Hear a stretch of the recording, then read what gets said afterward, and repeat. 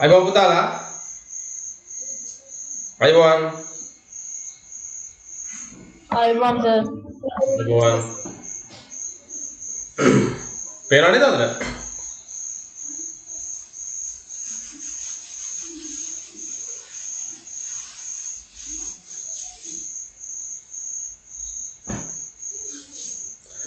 මම කිව්වා අර ටියුට් එක කරන්න කියලා කරාද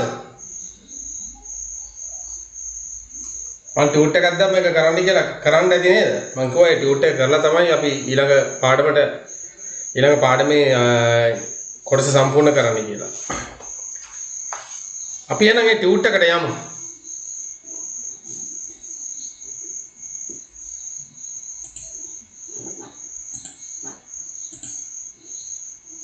වා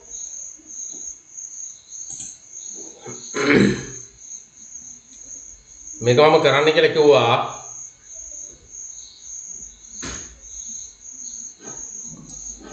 හරි බලන්න එන කවුද ජෙනරු කරාද මේක ඔව් සර් සංසලු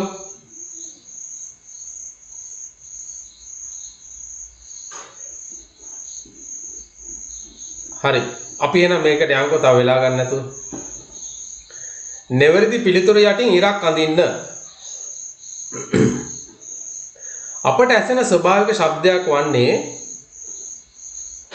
මොකක්ද අහන්නේ ස්වභාවික ශබ්දයක් නේද? ඔව්. මොකක්ද ස්වභාවික ශබ්දේ? කුරුළු ගී හඬ. ඔව් කුරුළු ගී හඬ.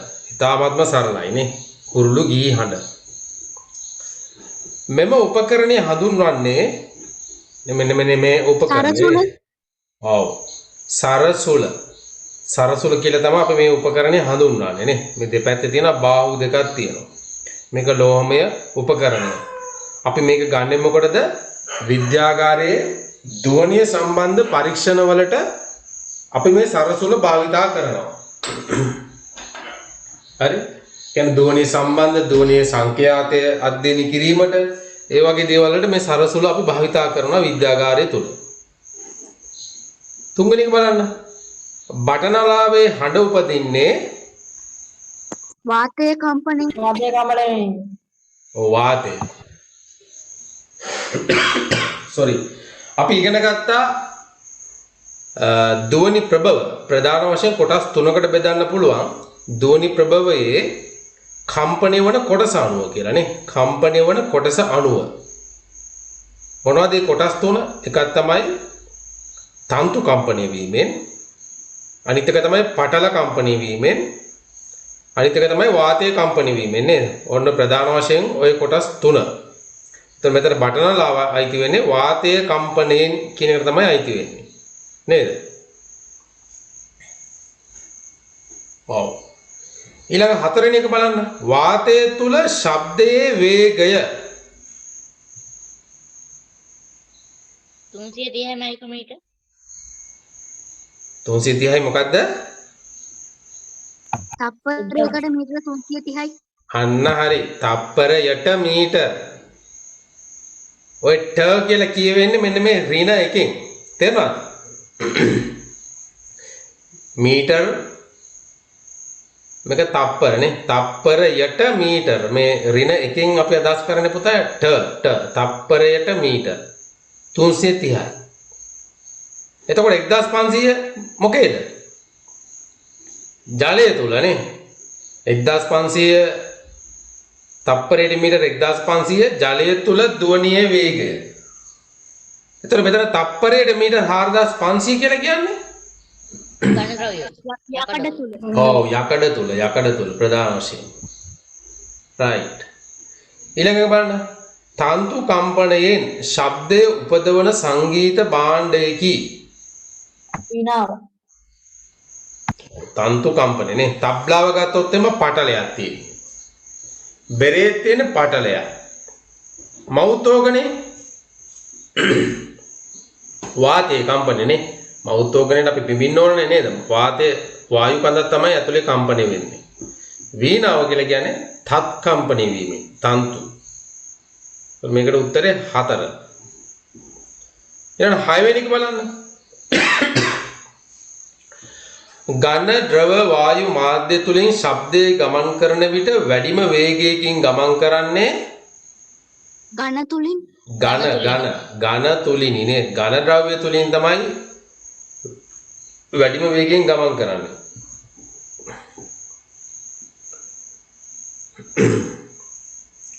ධ්වනිය සම්බන්ධයෙන් වැරදි ප්‍රකාශය තෝරන්න. වැරදි එක තමයි අහන්නේ. බලමු මොනවද තියෙන්නේ කියලා. කුල විධිමත් ශබ්ද ඔව් බලමු. එක තමයි කම්පන නිසා ධ්වනිය හටගන්නේ. ඒක හරිනේ නේ. කම්පණයට අපි තවත් වචනයක් කියන මොකද්ද? ඔබ මොබ චලනය නේ. ඔබ මොබ චලනය. ඒකට කියන සමාන වචනයක් තමයි කම්පණය කියලා කියන්නේ. ශ්‍රවණය සඳහා කන උපකාරී වේ. ඒක හරිනේ. රිද්මයානුකූල විධිමත් ශබ්ද ഘോഷා නම් වේ. ඒ මොකද්ද? රිද්මයානුකූල විධිමත් ශබ්ද ഘോഷා. ඒක වැරදි. රිද්මයානුකූල විධිමත් ශබ්ද අපි කියන්නේ මොකද්ද? සංගීත නේද? සංගීතය. හතරෙන් බලන්න ධ්වනිය නිපදවන ද්‍රව්‍ය ධ්වනි ප්‍රභව නම් ඒක හරි. ඒතර මේකේ තුන්වෙනි එක තමයි වැරදි. ഘോഷා කියලා කියන්නේ නේද? කිසිම පිළිවෙලකට නැති, රිද්මයානුකූල භාවයක් නැති, අවිධිමත් ලෙස නිපදවන ශබ්දවල අපි කියනවා ഘോഷා කියලා. කනට අමිහිරි. මතක තියාගන්න නේද? රිද්මයානුකූල භාවයක් නැහැ, විධිමත් භාවයක් නැහැ. කනට අමිහිරි ශබ්ද අපි හඳුන්වනවා ഘോഷා කියලා. එතකොට රිද්මයානුකූලව හඬ නිපදවන විධිමත් භාවයක් තියෙන කනට මිහිරි නාදවලට අපි කියනවා සංගීත නාද. මේවා මේ 6 වසරේ තියෙන ඕක. right 8 බලන්න. ධ්වනිය සම්බන්ධ පහත ප්‍රකාශ සලකා බැලූ විට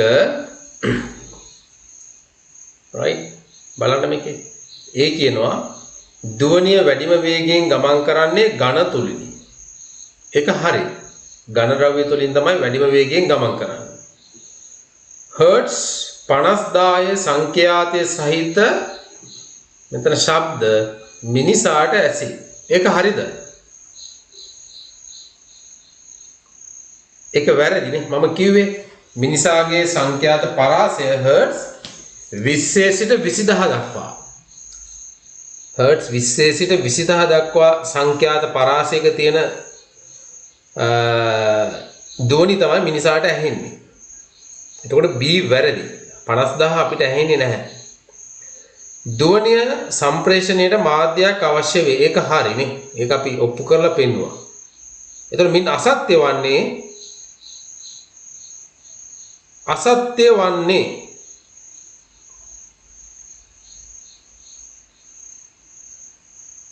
මේක හරි උත්තරේ මෙතන නෑ නේ. මින් අසත්‍ය වන්නේ වැරදිකනේ අහන්නේ. එතකොට A කියන එක හරි සත්‍යයි. A හා B කියන්නේ වැරදි. A හා C ඒ දෙකම සත්‍යයි. A හා C මේක පුතේ මේ දාගන්න මින් අසත්‍ය වන්නේ B පමණි. B පමණි කියලා උත්තරය ලියා ගන්න. මෙන්න මේක කපලා හතරවෙනි එක කපන්නකො. හතරවෙනි එක කපලා ලියන්න B පමණි. B පමණි කියලා ඒක ගන්න උත්තරේට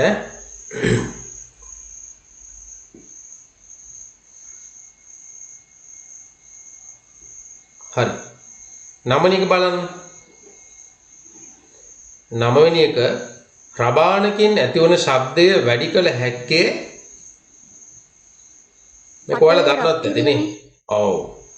ශබ්දය වැඩි කළ හැක්කේ අපි බලමු තියෙන උත්තර ටික මොනවද කියලා. පටලය රත් කිරීමෙන්, පටලය සිසිල් කිරීමෙන්, පටලය ඝනකම කිරීමෙන්, පටලය සිදුරු කිරීමෙන්. පටලය සිදුරු කරොත් ශබ්ද ඇහෙන්නේ නැතුව යනවා. ඝනකම් කරොත් ඒ ශබ්ද ඇසීම අඩු වෙනවා නේ. නිපදවන ශබ්දයේ සංඛ්‍යාතය අඩු වෙනවා. හඬේ තීව්‍රතාවය අඩු වෙනවා. පටලය ඝනකම් වෙනකොට. පටලය සිසිල් කිරීම නෙවෙයි පුතා කරන්නේ, පටලය රත් කිරීම නේ. පටලය රත් කිරීමෙන් තමයි ශබ්දේ වැඩි කරන්න පුළුවන්.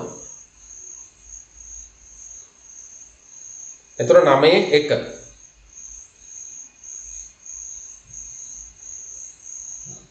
ශබ්දයේ වාතය තුලින් කිලෝමීටර් 1ක් දුර යාමට ගතවන කාලය තප්පර 4. ඔව් 330යි නේද? තප්පරයට මීටර් 330යි යන්නේ. එතකොට 300ව 3ක් ගියාම පුතා 900යි. 900 එතකොට තප්පර 4ක් යන්නේ නැහැ. තප්පර 3ක් යන්නේ. නේ?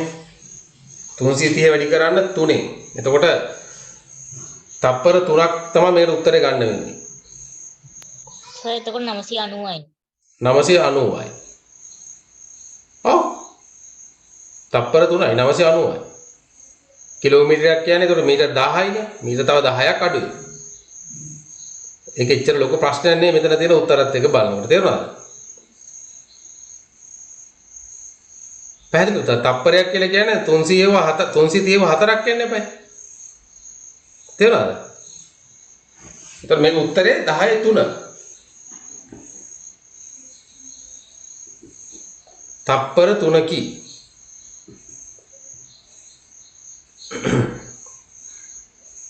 B කොටස බලන්න. රචනා. ඒ නැමැති උපකරණයේ ගාන්ටා සරාවත් තුල තැන්පත් කර එහි අග්‍ර විදුලි සැපයීමකට සම්බන්ධ කර ඇත. sorry.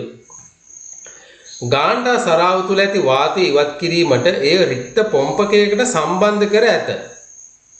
නේද? මේක අපි පරීක්ෂණය කරා.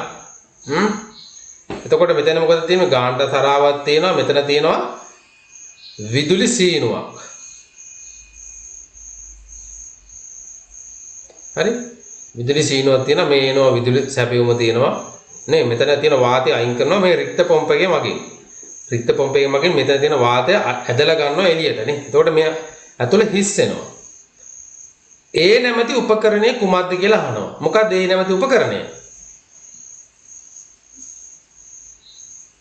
විදුලි සීනුව. විදුලි සීනුව නේ. ඒ කියන්නේ මොකද්ද? විදුලි සීනුව. දෙක බලන්න. පළමුව ඒ විදුලි සැපයීමට සම්බන්ධ කරන්න එවිට ඔබගේ නිරීක්ෂණය කුමක්ද? ශබ්දය පිටතට ඇසේ. ශබ්දය පිටතට ඇහෙනවා නේ. පළමුවෙන්ම අපි කරන්නේ මේකේ වාතය ඉවත් කරන්නේ නැතුව තමයි අපි විදුලි සීනුව නාද කරන්නේ. වාතය ඉවත් කරන්නේ නැතුව විදුලි සීනුව නාද කරනවා. එතකොට අපිට ශබ්දය පිටතට ඇහෙනවා. ඇයි එම ඇහෙන්නේ? විදුලි සීනුවෙන් නිකුත් වන හඬ වාතය මගින් සම්ප්‍රේෂණය කරනවා නේද එළියට. ඒ කියන්නේ මේ ගාන්ටා සරාව තුල ඒ ශබ්දය ගමන් කරනවා. තුන්වෙනි බලන්න ඉන්පසු රික්ත පොම්පය ආධාරයෙන් ගාන්ටා සරාව තුල වාතයේ ක්‍රමයෙන් ඉවත් කරන්න. ඔබගේ නිරීක්ෂණය කුමක්ද? ශබ්දය පිටතට නොඇසේ. ඔව්. දැන් මෙතන අපි මුලින්ම දැන් විදුලි සීනුව සම්බන්ධ කරනවා. විදුලි සීනුව සම්බන්ධ කරනකොට නේ විදුලි සැපයීම අපි දෙනවා. දෙනකොට දැන් විදුලි සීනුව නාද වෙන්න පටන් ගන්නවා මුලින්ම. ඒ නාද වෙන අවස්ථාවේ ඉඳලා අපි දැන් මේකේ තියෙන වාතය අපි ක්‍රමයෙන් අඩු කරනවා නේ. වාතය ටික ටික අඩු කරනවා. අපේ නිරීක්ෂණය මොකද්ද? අපගේ නිරීක්ෂණය මේ විදුලි සීනුවේ හඬ අඩු වෙනවා නේ. එන්න අඩු වෙලා ගිහිල්ලා නැති වෙලා යනවා හඬ. ඒක තමයි නිරීක්ෂණය. ලියන්න එතන උත්තරේ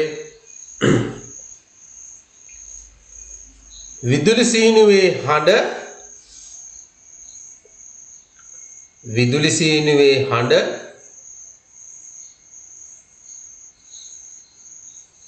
ක්‍රමයෙන් අඩු වී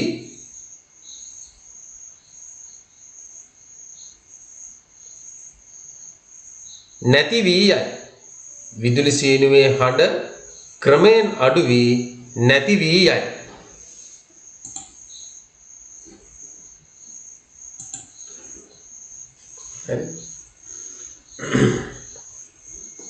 විදුලි සීනුවේ හඬ ක්‍රමයෙන් අඩු වී නැති වී යයි. ඊළඟ හතරවෙනි එක බලන්න. ඉහත ක්‍රියාකාරකම සිදු කිරීමෙන් ඔබ ලබාගත් නිගමනය කුමක්ද?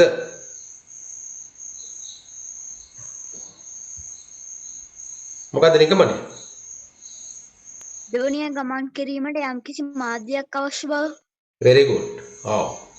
දෝනිය ගමන් කිරීම සඳහා මාධ්‍යයක් අවශ්‍ය බව. දෝනිය ගමන් කිරීම සඳහා මාධ්‍යයක් අවශ්‍ය බව.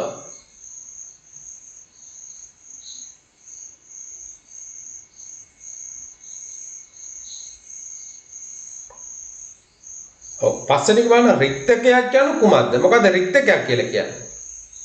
වාතය නැති හිස් අවකාශය. ඔව්. රික්තකයක් කියලා කියන්නේ හිස් අවකාශයක්. උත්තරේ සරලයි. හිස් කියලා කියන්නේ කිසිම දෙයක් නැහැ. තේරෙනවද? ඒක වාතයේද, ජලයේද, එහෙම නැත්නම් වෙන ඝන ද්‍රව්‍යයක්ද? එහෙම නෙවෙයි. ලියන්න උත්තරේ. රික්තකයක් කියන්නේ හිස් අවකාශයේකි. රික්තකයක් කියන්නේ හිස් අවකාශයේකි.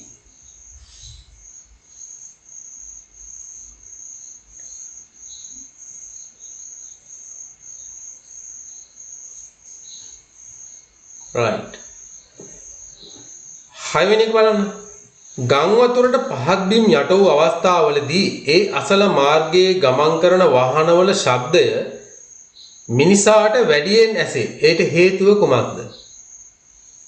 වාතයට වඩා ජලය තුළ දෝනිය ගමන් කරන වේගය වැඩි නිසා. very good. ඔව්. නේද? දැන් පහත් බිම් යට වෙලා තිනකොට නේද මාර්ගෙම යට වෙලානේ තියෙන්නේ. එතකොට ওই මාර්ගවල යන වාහනනේ දැන් යට වෙලා කියලා කියන්නේ වාහන ගමන් කරන්න පුළුවන් මට්ටමට වතුර තිබුණම ඒ වාහනවල ශබ්දේ වාහන වලින් පිට වෙන ශබ්දේ නේද ජලය මගින් ඈතට සම්ප්‍රේෂණය වෙනවා වාතයට වඩා වැඩි වේගයකින්. එතකොට අර වෙනදාට වගේ නෙවෙයි. ගම් වතුර තියෙන අවස්ථාවල වලදී වාහනවල හඬ මිනිසාට හොඳට ඇහෙනවා. ලියන්න sorry උත්තරේ ලියන්න.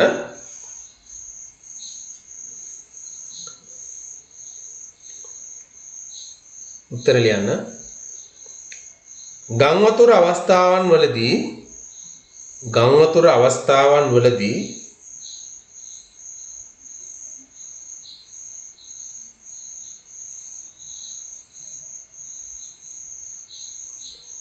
වාහන වලින් පිටවන ශබ්දය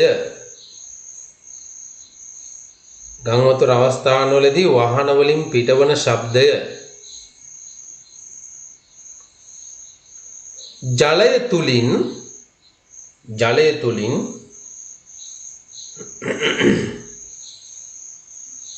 වාතයේ වේගයට වඩා වැඩියෙන්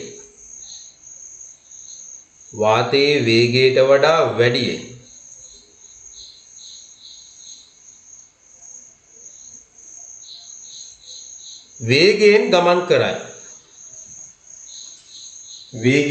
කරයි.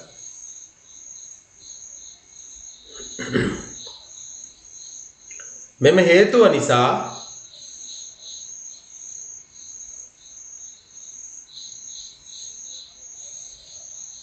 එවැනි අවස්ථාවන් වලදී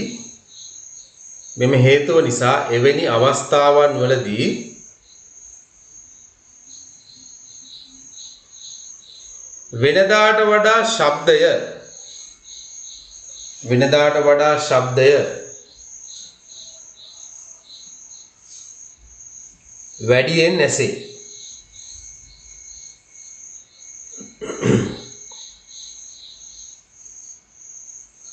ඒක පුතාලා වරහන් ඇතුළේ ලියා ගන්න වාතයේ ධ්වනියේ වේගයනේ වාතය තුලින් ධ්වනි වේගය කීයද 330යි තප්පරයට මීටර. ඒක ලියා ගන්න වාතය තුලින් ධ්වනියේ වේගය තප්පරයට මීටර 330ක් වන අතර වාතය තුලින් ධ්වනියේ වේගය තප්පරයට මීටර 330ක් වන අතර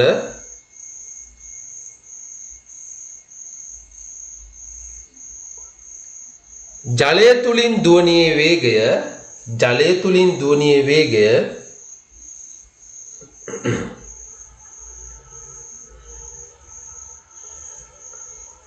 තප්පරයට මීටර් 1500ක් පමණ වේ. ජලය තුලින් දුවනියේ වේගය තප්පරයට මීටර් 1500ක් පමණ වේ.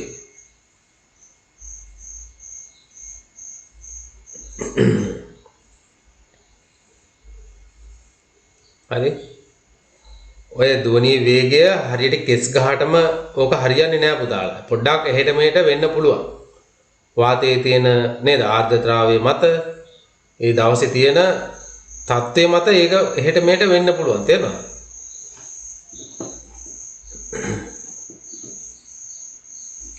මිනිස් කනේ ශ්‍රව්‍යතා සීමාව සඳහන් කරන්න. ඔව්. ඒක කොහොමද ශ්‍රව්‍යතා සීමාව? හර්ට්ස් 20 සිට 26 දක්වා නේ. 1000 දක්වා. ඔව්. ඒක ලියන්න මේ හර්ට්ස්. කැපිටල් අකුරයි සිම්පල් ඉසට් අකුරයි.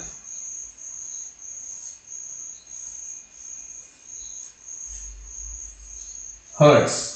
ඉසට් අකුර කුඩාවට ලියන්න ටිකක් ඈ. අර මෙහෙම ලියන්නේ ඈ.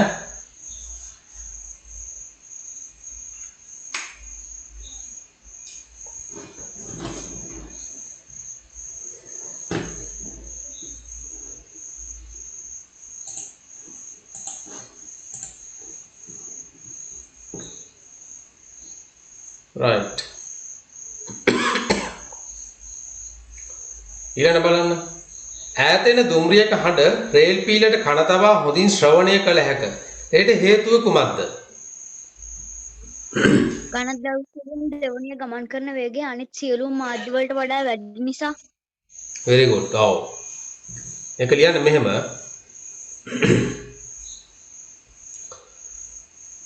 ඒක ලියන්න මෙහෙම.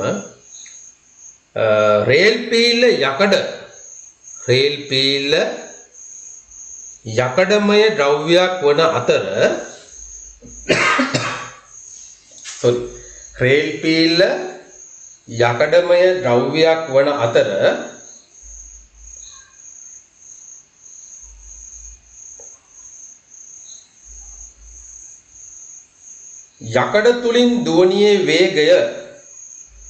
යකඩ තුලින් දුවනියේ වේගය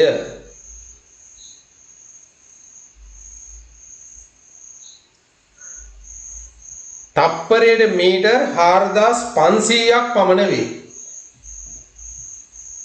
යකඩ තුලින් දුවනියේ වේගය තප්පරයට මීටර් 4500ක් පමණ වේ.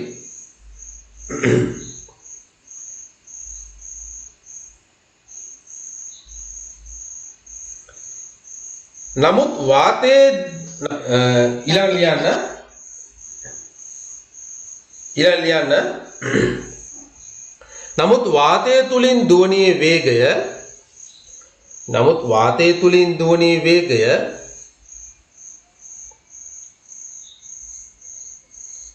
තප්පරයට මීටර් 330ක් පමණ වේ.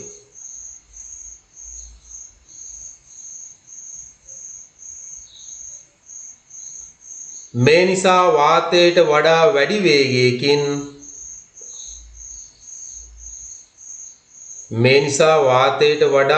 වේගයකින්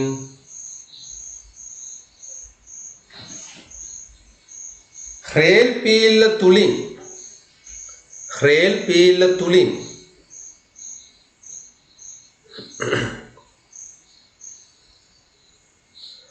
දුම්රිය ගමන් කරන හඬ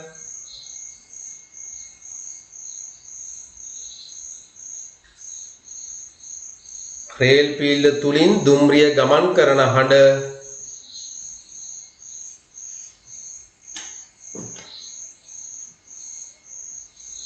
හොඳින් ශ්‍රවණය කළ හැක.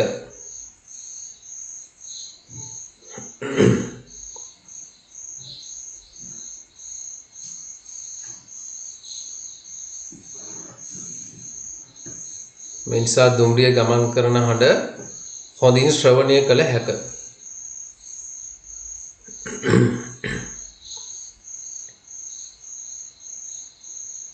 පැහැදිලිද? විද්‍යාත්මක හේතුවක් හරියට ලස්සනට ඒක ලියන්න ඕන. හරි? ඔයාලා දන්න කියන කරුණු ටික දාන්න. ධ්වනි වේගය දන්නවනේ ඒක ලියන්න ඕන. ඒක තමයි බලන්නේ උත්තරේකදී.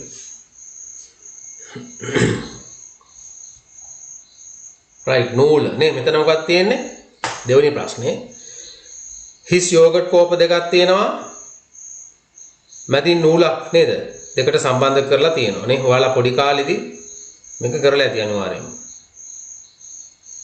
ඔව්. අහනවා මෙහි දැක්වෙන ඇටෝම කුමන සිදුවීමක් ආදර්ශනීය කිරීම සඳහා සකසන ලද්දක්ද? මොකටද? කුමන සිදුවීමක් ආදර්ශනීය කිරීම සඳහා සකසන ලද්දක්ද? මොකද මේකෙන් ද්‍රව්‍යතුලින් දෙවනි සම්ප්‍රේෂණයේ වේගය බැලීමට සකස් කෙරෙන වැටුමක්. අන්න හරියව.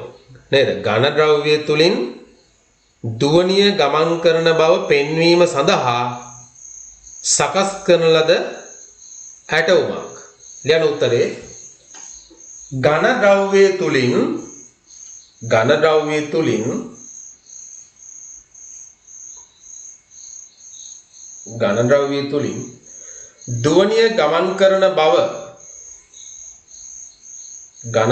තුලින් දුවනිය ගමන් කරන බව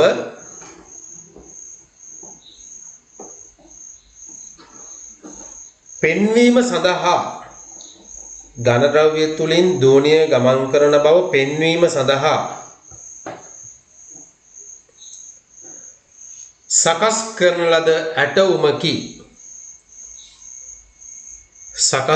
ලද ඇටෝමකි.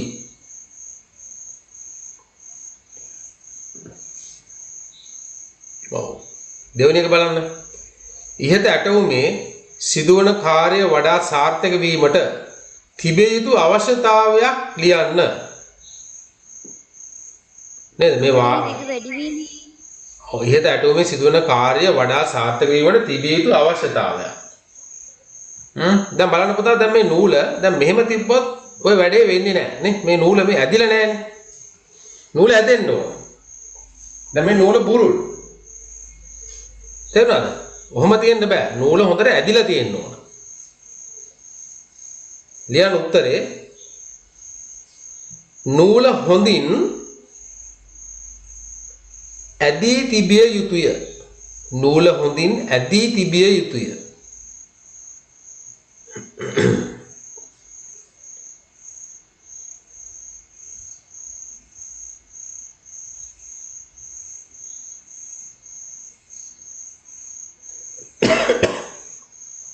හොඳින් ඇදී තිබිය යුතුය නේ. right. ඉහත උපකරණයට දිය හැකි නමක් ලියන්න. සෙල්ලම් දුරකථනය. තව තියෙනවද යෝජනාවල්?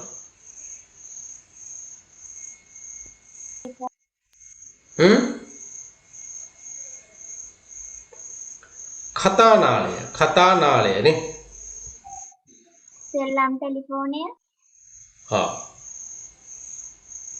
කතානාලය කියලා ලියන්න. කතානාලය.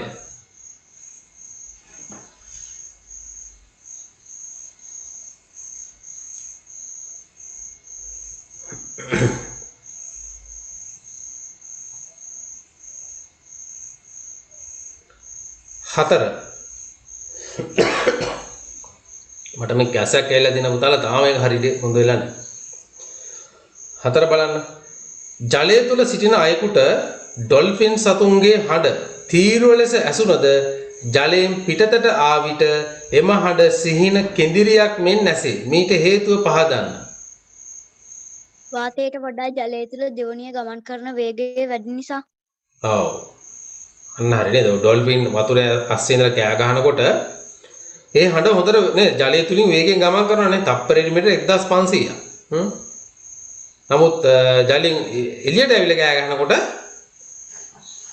හිමීට තමයි ඇහෙන්නේ. හරි? ලියන්න උත්තරේ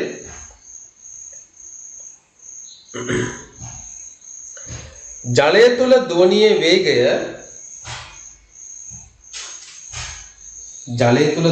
වේගය තප්පරයට මීටර් 1500ක් පමණ වේ. ජලය තුල ධ්වනියේ වේගය තප්පරයට මීටර් 1500ක් පමණ වේ.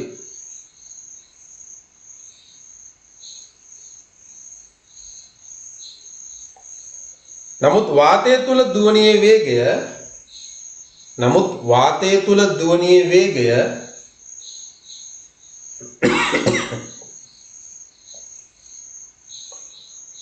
තප්පරයට මීටර් 330ක් පමණ වේ.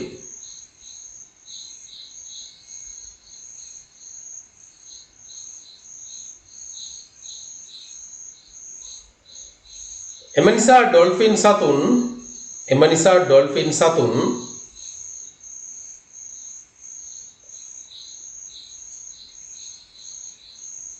ජලය තුලදී නිකුත් කරන හඬ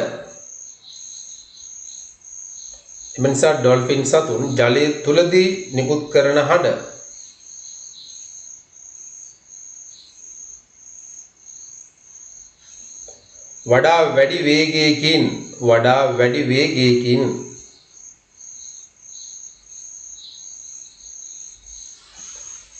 ගමන් කරන නිසා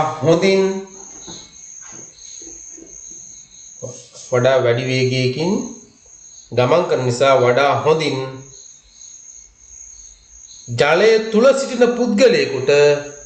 ජලය තුල සිටින පුද්ගලයෙකුට හොඳින් නැසේ.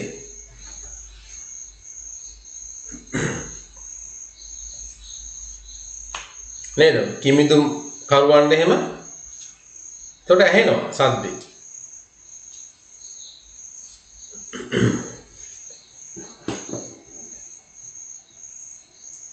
right පස්වෙනි එක බලන්න. පහත දී ඇති වචන යොදා හිස්තන් පුරවන්න. නේ?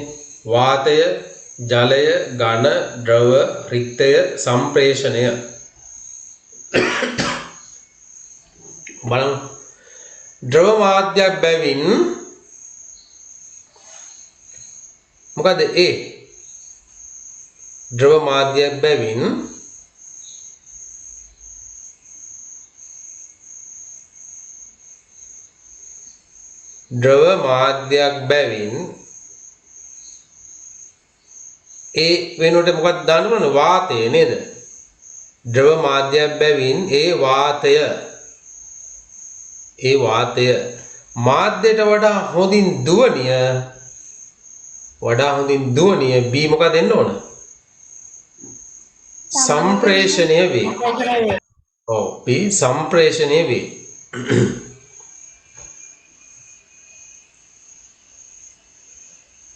අභ්‍යවකාශය තුල C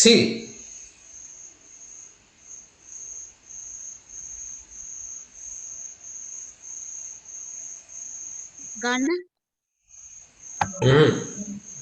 එතන තියෙන වාතයනේ. අභ්‍යවකාශය තුල C වාතයේ නොමැති නිසා ශබ්දය ගමන් නොකරයි.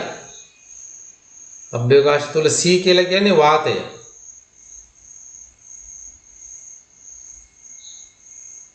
හරි? C කියලා කියන්නේ වාතය. නොමැති නිසා ශබ්දය ගමන් නොකරයි. එවැනි හිස් අවකාශයක් D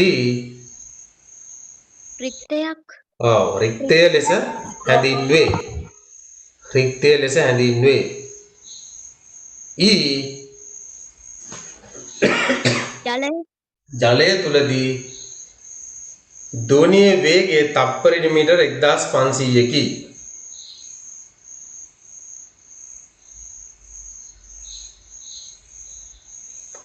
හරි නේද?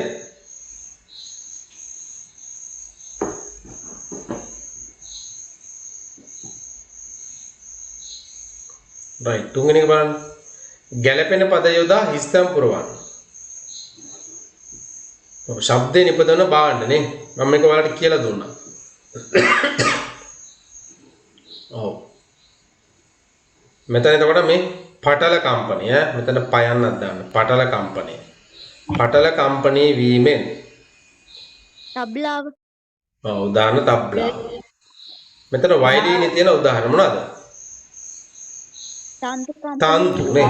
තන්තු කම්පණය වීමෙන් වයලීනය. එතකොට ඊළඟට අපිට මොනවද ඉතුරු වෙලා තියෙන්නේ? වාතය. වාතයේ කම්පණය වීමෙන් උදාහරණ බටනලාව. බටනලාව. right. යා කරන්න. යා කරන්න.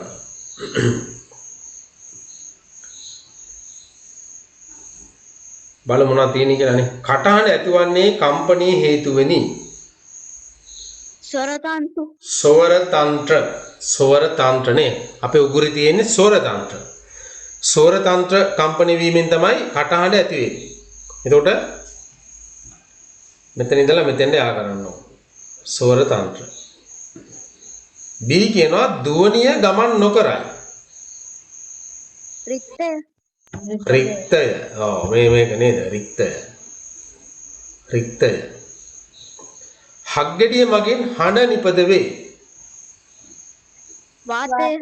වාතය නේ. හග්ගඩිය මගින් වාතය තමයි අපි කම්පණය කරවන්නේ. වාතය.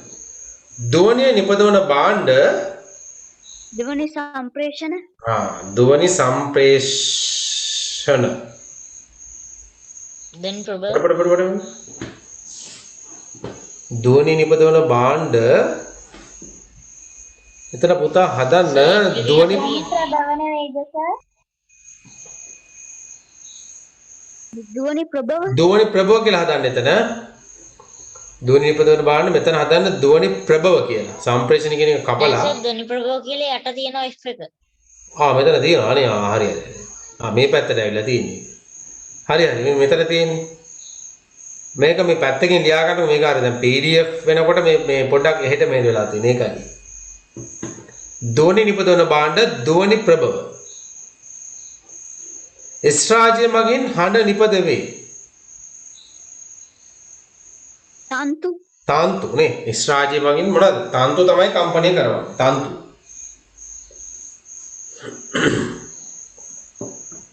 මෙතන තව එකක් තියෙනවා මේ F එක. ධ්වනිය එක් තැනක සිට තව තැනකට ගමන් කිරීම ධ්වනි සම්ප්‍රේෂණය. ධ්වනි සම්ප්‍රේෂණය. ධ්වනි සම්ප්‍රේෂණය. right. මේ ටියුට් එක කරා නම් පුතාලා ඒ පාඩම සම්පූර්ණයෙන්ම ආවරණය වෙලා තියෙන්නේ. තේරුණාද? හොඳ ප්‍රශ්න ටිකක් තියෙනවා මේක බලන්න තව පාරක්. print out එකක් එහෙම අරගෙන මේක මේ නාලන්දා විද්‍යාලයේ ඒකක පරීක්ෂණයක්. කොළඹ නාලන්දා විද්‍යාලයේ. හරි? මේක කරන්න බැරි වෙච්ච පුතාලා මේක print out එකක් අරගෙන හරි පොතේ හරි ලියාගෙන මේක ආයෙත් කරන්න ඕන. right. okay. හරි. අද අලුතෙන් කවුරු හරි සම්බන්ධ වෙලා ඉන්නවද? කවිඳු ඔයා කිසත් යාවද නෑ නේද? නෑ සර්. right. දැන් සම්බන්ධුනේ. හරි මට නම්බරේ පොඩ්ඩක් දාන්න. ඔයා දාලත් ඇති. කමන්න තා නම්බරේ පාරක් දාන්නකෝ ඈ. හරි. හොඳයි. අපි එහෙනම් යනවා දැන් ජෛව ක්‍රියාවලිය පාඩමට.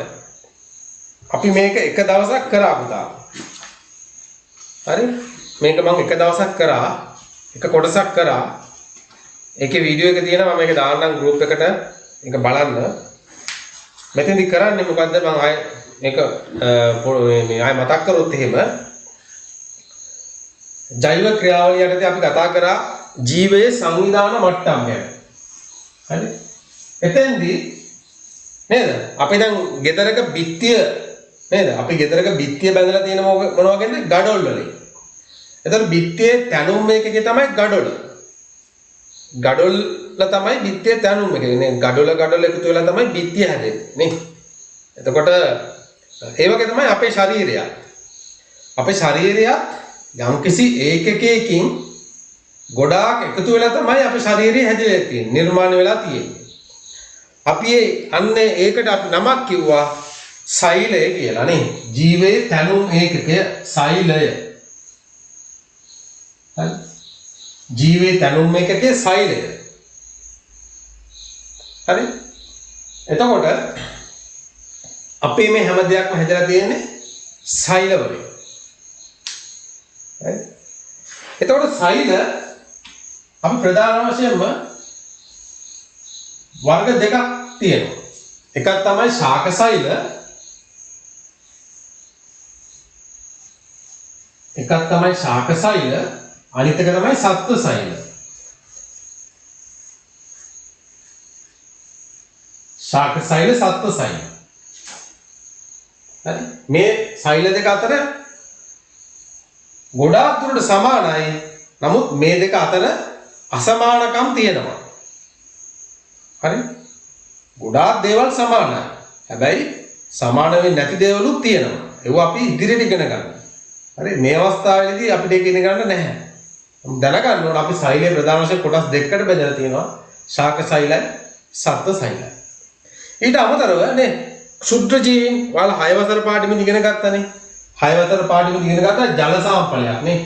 පොකුණකින් ගත්තු ජල සාම්පලයක් අපි ආලෝක අන්වීක්ෂයක් යටතේ නිරීක්ෂණය කරපුවාම අපිට දැක ගන්න හම්බ වුණා මෙන්න මේ වගේ කට්ටිය. කවුද ඒ කට්ටිය? පැරමීසියම්. ඊට පස්සේ දිලීර. පැරමීසියම් අපි දැක්කා. ඊට පස්සේ කවුද? එවුක්ලිනා කියලා ටිකක් දැක්කා නේ. මම ගිය සතියේ පෙන්නුවා මේක ඔයාලට වීඩියෝ එකේ. මේ සත්තු ටික මම පෙන්නුවා. ඒ රෙකෝඩ් එක තියෙනවා මම දාන්නම්. අලුතෙන් ජොයින් වෙච්ච පුතාලා ඒක බලන්න. එවුක්ලිනා. ඇමීබා. ඇමීබා. ඇමීබා. ඊට පස්සේ අපි දැක්කා නේද? ක්ලැමිඩෝමෝනාස්.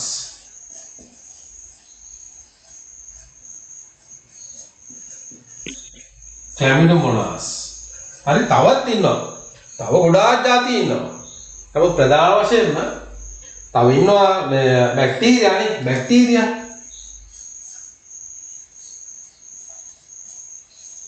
බැක්ටීරියා වර්ග ගොඩාක් ඉන්නවා. හරි.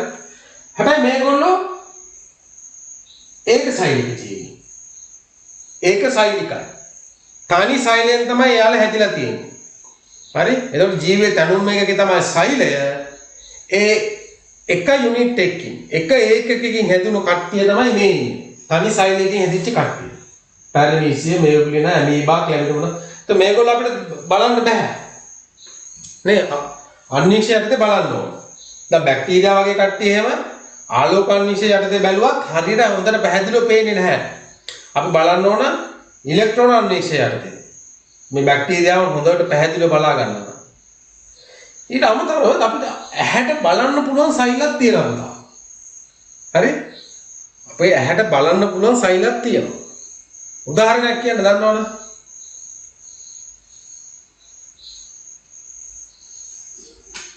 ඔයාලා කන්නේ තම්බල කනවා, බැදලා කනවා. මොකද්ද? බිත්තරය. බිත්තරයක් තනි සෛලයක්. විශාල සෛලයක්. හරි? විශාල සෛලයක්. බිත්තරය. මතක තියාගන්න. හරි. ඊට පස්සේ අපි ඉගෙන ගත්තා අපි මේගොල්ලෝ ගැන ඉගෙන ගත්තා. අපි මම පෙන්නුවා වීඩියෝ එකක් එහෙම.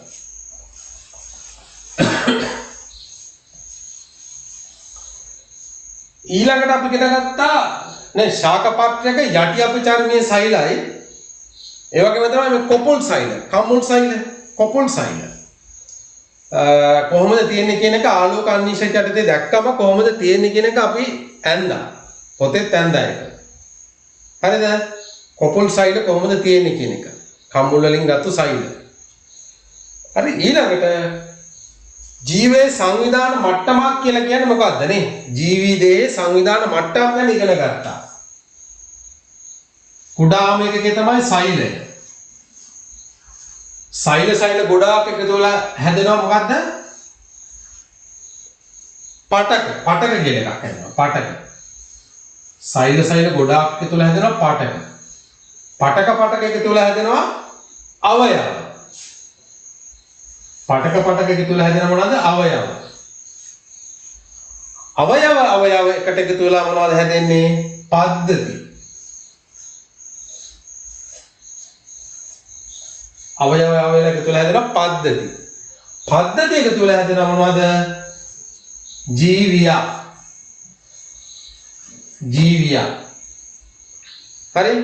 මෙන්න මේ වගේ අවස්ථාවල මේ එකක් කියලා කියන්නේ එක සංවිධාන මට්ටමක්. පාඨක කියලා කියන්නේ එක සංවිධාන මට්ටමක්. නේ? ජීවයේ සංවිධාන මට්ටම. ජීවිතයේ සංවිධාන මට්ටම. පාඨක කියලා කියන්නේ දෙවෙනි සංවිධාන මට්ටම. මේක පළවෙනි සංවිධාන මට්ටම. මේක දෙවෙනි සංවිධාන මට්ටම. මේක තුන්වෙනි සංවිධාන මට්ටම. මෙයා හතරවෙනි සංවිධාන මට්ටම. මෙයා තමයි පස්වෙනි සංවිධාන මට්ටම. තනි ජීවියා. හරිද?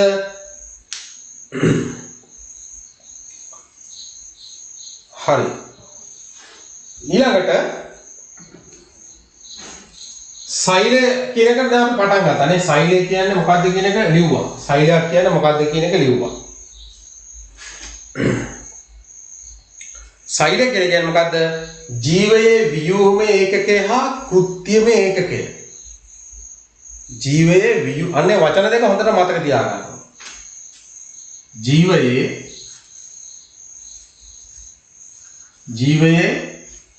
ව්‍යුහමය ඒකකය. ව්‍යුහමය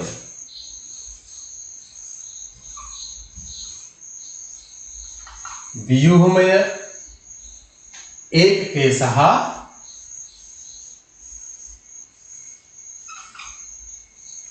කෘත්‍යමය ඒකකය නේ. සහ කෘත්‍යමය ඒකකය.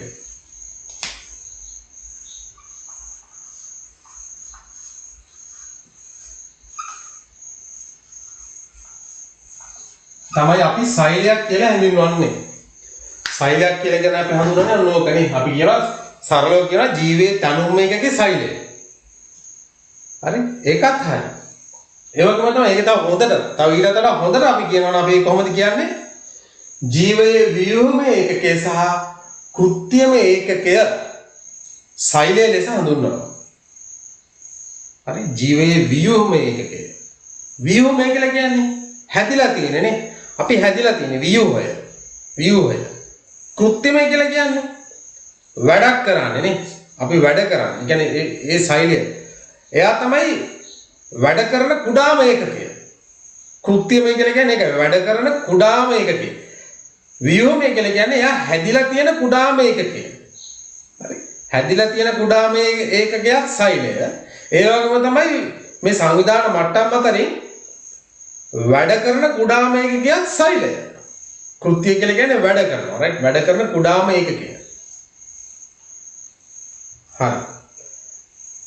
right. අපි එතකොට අන්තිම නැවතුනේ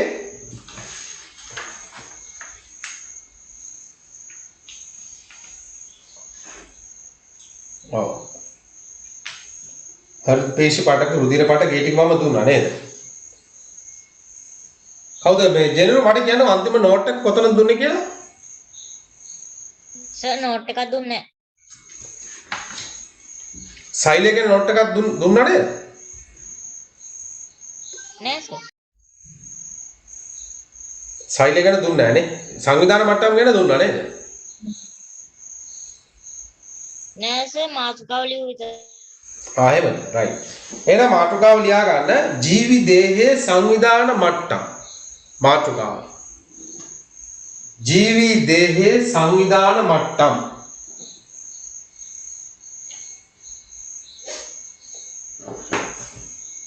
ඊට කලින් අර මේ කොපුල් සෛල තියෙන මම ඒක වලට පොඩ්ඩක් පෙන්නලා ඉන්න. චුට්ටක් බලන්නකෝ.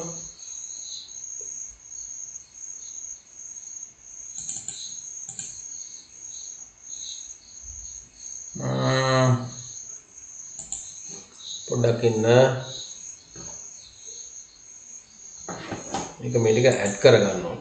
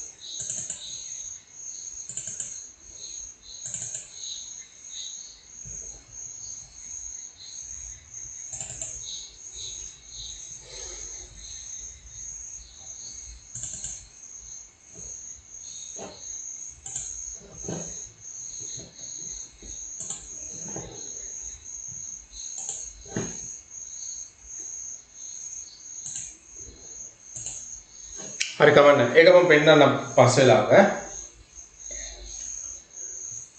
හරි ලියා කරමු ජීවිතයේ සංවිධාන මට්ටම්.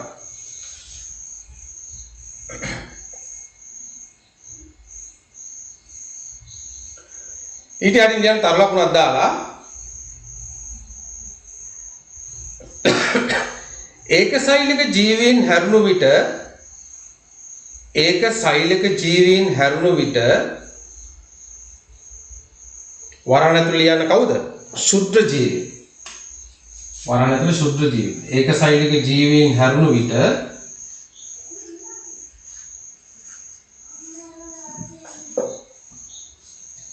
වරහන් ඇතුළේ ශුද්ධ ජීවීන් හැරුණු විට අනෙකුත් ජීවීන්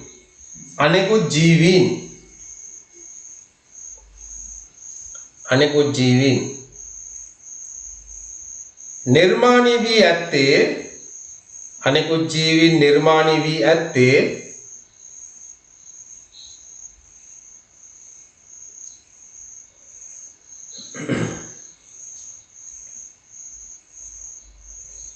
සෛල කිහිපයක් හෝ විශාල සංඛ්‍යාවක්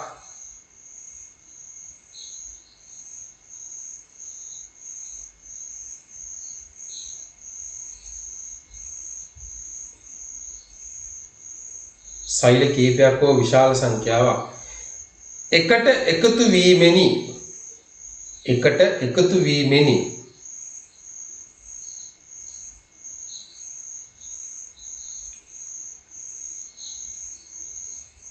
මෙම ජීවීන්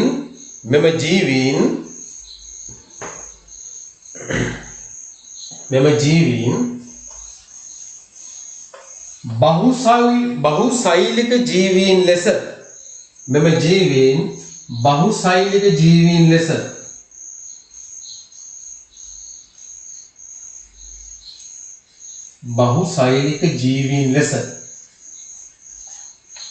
හඳුන්වයි.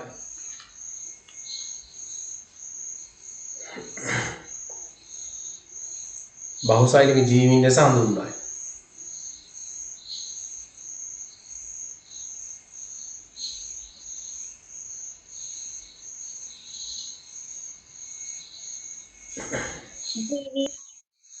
බහුසෛලික ජීවීන් ලෙස හඳුන්වයි නේ. ඒක සෛලික ජීවීන් බහුසෛලික ජීවීන් නේ. ඒක සෛලික ජීවීන් තමයි ශුද්ධ ජීවීන්. හරි බහුසෛලික ජීවීන් තමයි නේ සෛල ගොඩක්. කීපයක් නේ දෙකක් හෝ වැඩි ගණනක්. සෛල දෙකක් හෝ ඊට වඩා වැඩි ගණනක් එකට එකතු වීමෙන් හැදෙන කට්ටිය තමයි බහුසෛලික ජීවීන් කියලා කියන්නේ. මේ ජීවීන් බහුසෛලික ජීවීන් ලෙස හඳුන්වයි. හරි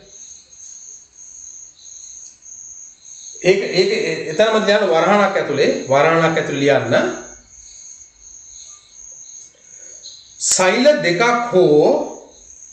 සෛල දෙකක් හෝ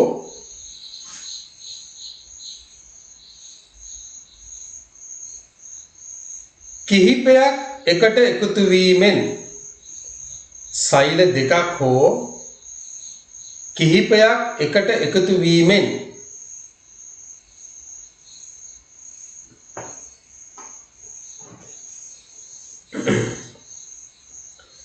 නිර්මාණය වී ඇති ජීවීන්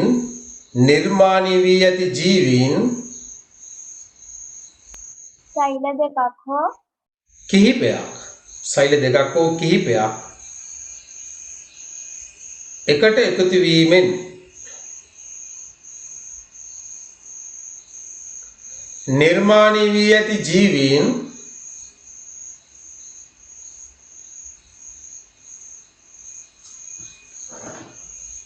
බහුසෛලික ජීවීන් ලෙස හඳුන්වයි.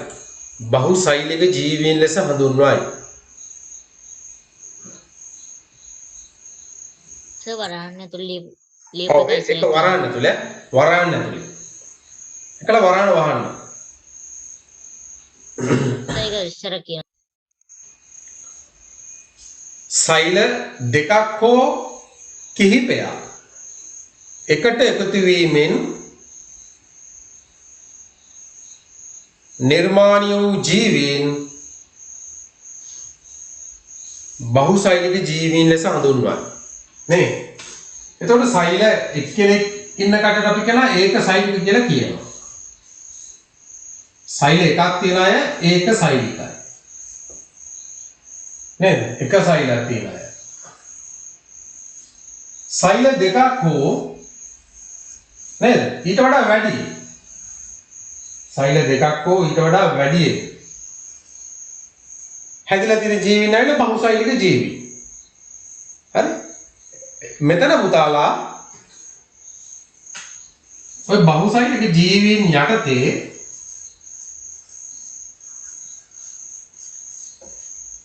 ආයෙත් තියෙන ශුද්‍ර ජීවි. හරි?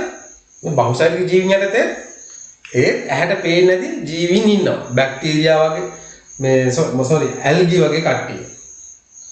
ඇල්ගි. හරි? ස්පයිරෝගයිලා එහෙම ඉන්න ඇල්ගි. කියන්නේ සෛල මේ වගේ ඇසිරිලා තියෙනවා. ඒ කට්ටියක් තියෙනවා. ඒ කියන්නේ නෙමෙයි අපි මේ කතා කරන්නේ. දැන් අපි වගේ කට්ටිය. නේ අපි වගේ මහා ජීවි. ශුද්‍ර ජීවීන් නේ මහා ජීවි.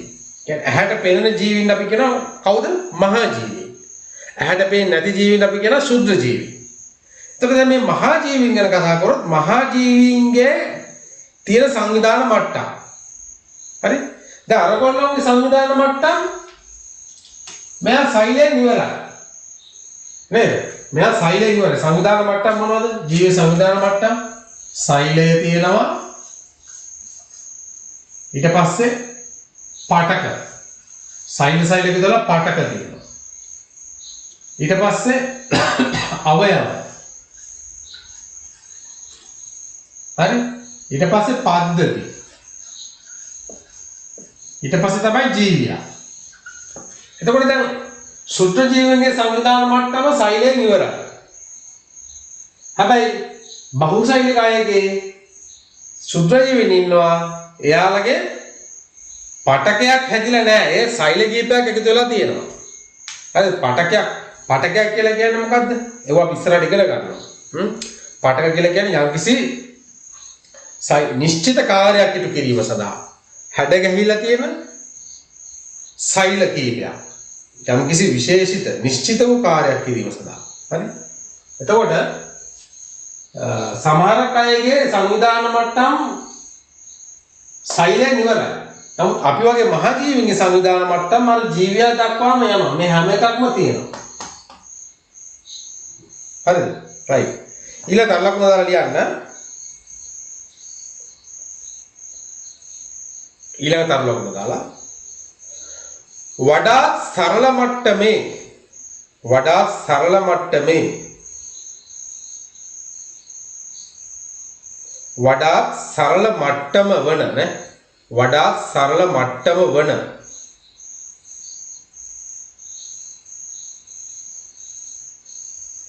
සෛලයේ සිට වඩාත් සරල මට්ටම වන සෛලයේ සිට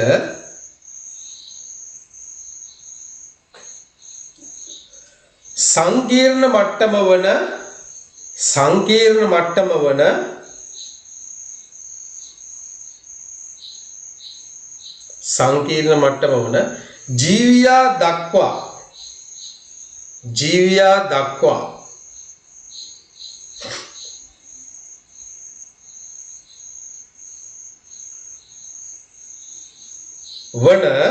ජීවියා දක්වා වන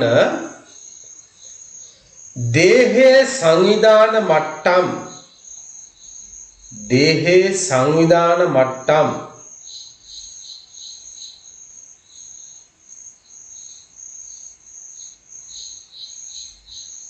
පහත පරිදි වේ.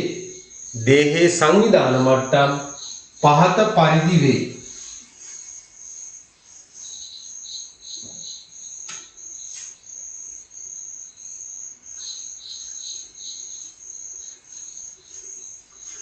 සෛලය මේක ලියා ගන්න. සෛලය ඊට පස්සේ පාටක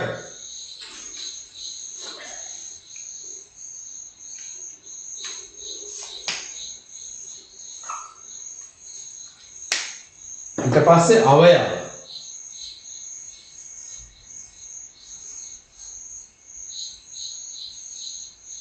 පද්ධති.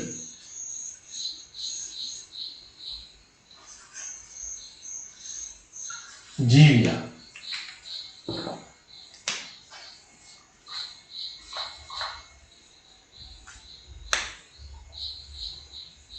සර් කොටු කරගන්නද? කොටු කරගන්න.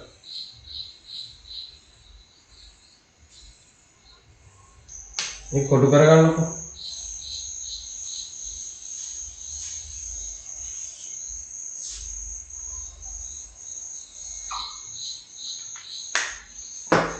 එතකොට මෙහෙම ඊතලයක් ගහලා ලියන්න. මේ පැත්තට මොකක්ද වෙන්නේ? සංවිධාන මට්ටම අඩුවේ. සංවිධාන මට්ටම අඩුවේ. නැත්නම් කුඩාවේ. මේ පැත්තට සංවිධාන මට්ටම විශාල වේ.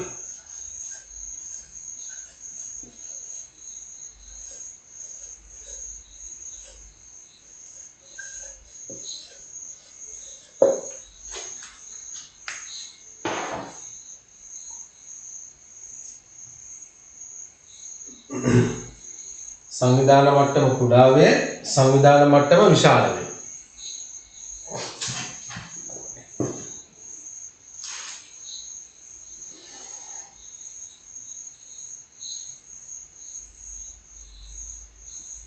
හරි, ඒක කියන්නේ කුඩාම සංවිධාන මට්ටම මොකද එතකොට? සෛලය.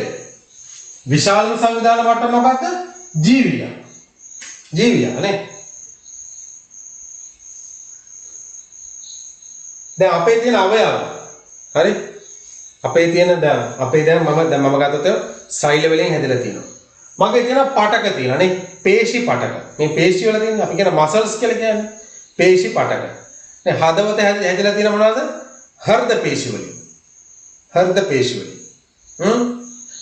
ඒ වගේ පටක තියෙනවා. ඒ පටක විතර තමයි අවයව හැදෙන්නේ නේ. අක්මාව ඊට පස්සේ හදවත, පෙනහළු, වකුගඩුව, ඇස මොනවද?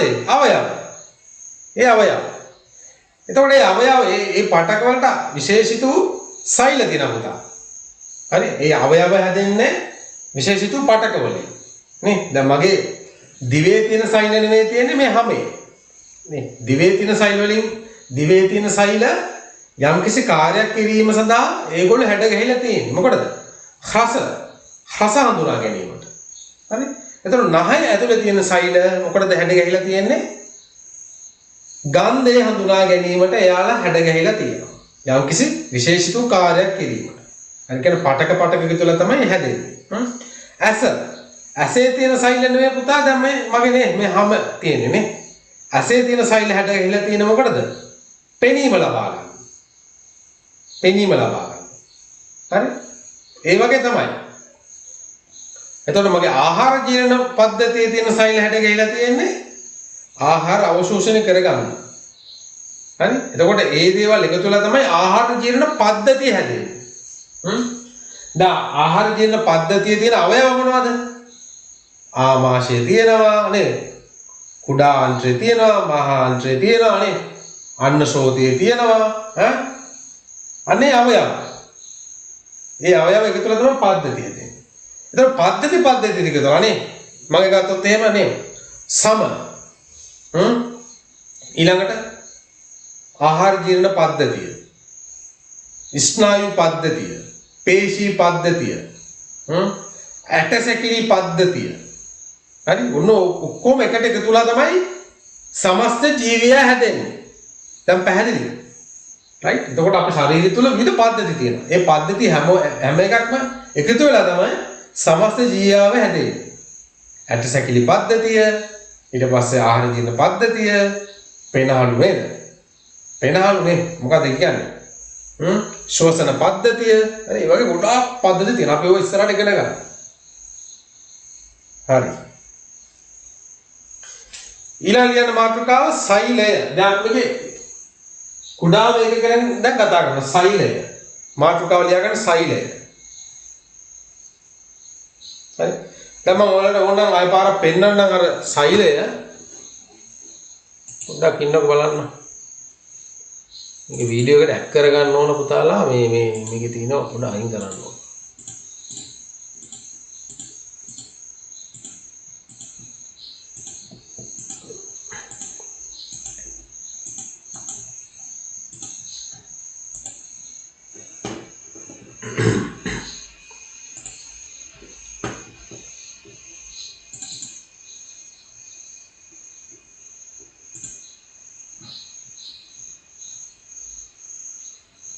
අපි ආයේ බලමු අර මේ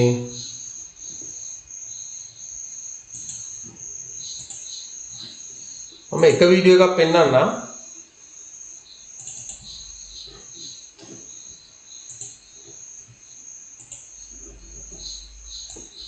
මේ ඉන්නේ පැරමීසියම්. හරි. මේ ඉන්නේ පැරමීසියම්. පැරමීසියම් හොඳට පැහැදිලිව පේනවා මේකේ. හරිද? එතකොට මෙයා සෛලයක්. ඒක සෛලික ජීවිය. ඒක සෛලයක් නේ. හරි ඔන්න තව පැරමීසියම් කෙනෙක් නේ. ඒ කියන්නේ එයාගේ සෛලය ඔන්න දෙන්නේ නේද? පැරමීසියම් ගැන දන්නේ නැතින ඔයාලා මෙයා වටේ තියෙන පක්ෂම තියෙනවා මේ තියෙන්නේ. මේ පක්ෂම චලනයෙන් මගින් තමයි මේගොල්ලෝ චලනය වෙන්නේ වතුර තුල.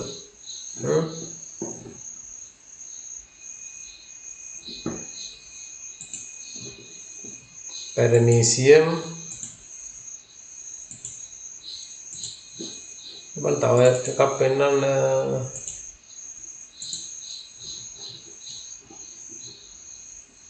ක්ලැමිඩියමොනස් ඉයුග්ලිනය බලමු. රයිට්. මේ ඉන්නේ. ඒතකොට මේගොල්ලොත් ඒක සෛලයක ජීවි.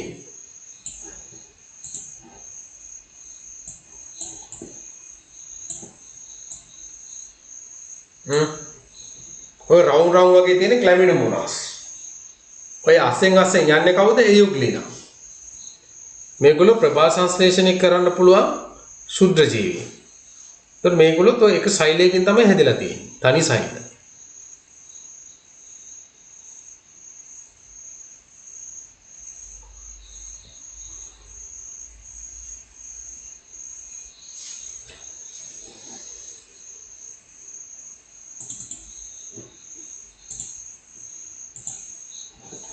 තව එකක් බලමු.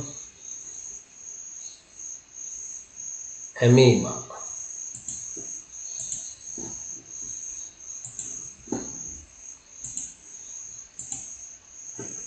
මේ ඉන්නේ ඇමීබා. පේනවද? මේ එක සෛලික ජීවියෙක්, ශුද්ධ ජීවියෙක්.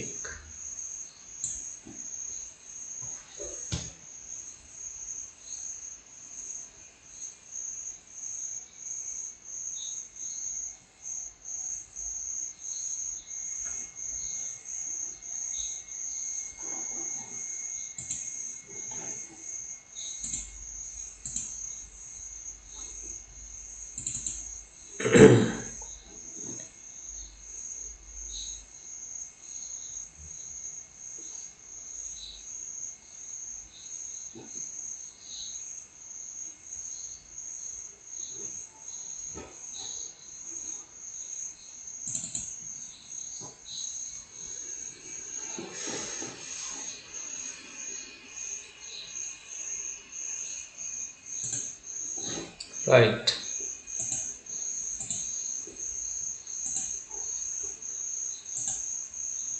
හරි. එතකොට මම සෛලයකුත් පෙන්වන්න සෛලික පින්තූරයක් පෙන්වන්නම් ඈ. මේ ඇඳපු එක නිකන් මේ ඇඳපු එකක් මේ තියෙන්නේ. මේ තියෙන්නේ සත්ව සෛලයක්. හරිද? අපේ සෛලයක් තියෙන්නේ මෙන්න මේ විදිහට. මේ ඔයාලා ඉදිරියේදී ඉගෙන ගන්න. මේ සෛලයක තියෙන ඇතුලේ තියෙන තව කුඩා ව්‍යුහයන් තියෙනවා. මේවට කියන උපඉන්ද්‍රිකා. හරි. සෛලීය කොටස් ඇතුලේ තියෙන පුතා තවත්. ඒ කියන්නේ සෛලයේ අපි ජීවයේ කුඩාම තැනුම් මේකකය. කියලා කිව්වට සෛලය ඇතුළෙත් තව කුඩා කුඩා ඒකක තියෙනවා. සෛලේ න්‍යෂ්ටියක් කියලා එකක් තියෙනවා. රයිබෝසෝම් කියලා තියෙනවා, ලයිසෝසෝම් කියලා තියෙනවා, මයිටොකොන්ඩ්‍රියා කියලා තියෙනවා, ගොල්ගි දේහ කියලා තියෙනවා. ඔන්න ඔය වගේ ව්‍යුහයන් තියෙනවා. ඉතින් මෙවුවා අපි දැන් ඉගෙන ගන්නේ නැහැ. නමුත් සෛලයක තියෙන කොටස් ඒවා. right. ලියන සෛලය මාතෘකාව ලියලා ජීවයේ තරලකුණක් දාලා ලියා ගන්න. ජීවයේ ව්‍යුහමය හා කෘත්‍යමය ඒකකය. ජීවයේ ව්‍යුහමය හා කෘත්‍යමය ඒකකය.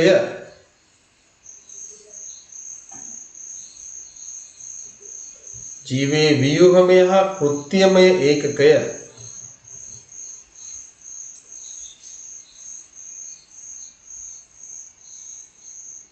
සෛලය ලෙස හඳුන්වයි. ජීවයේ ව්‍යුහමය හා කෘත්‍යමය ඒකකය සෛලය ලෙස හඳුන්වයි.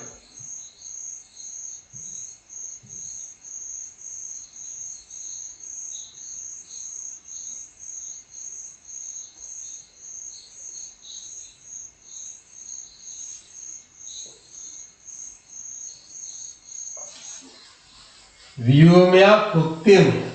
අන්නේ වචන දෙකට යටින් එක්ක රතු විරක් හරි මොකක් හරි කරගන්න highlight හරි. ව්‍යුහමය කෘත්‍යමය කියන එකට ඒක highlight කරගන්න. හරි.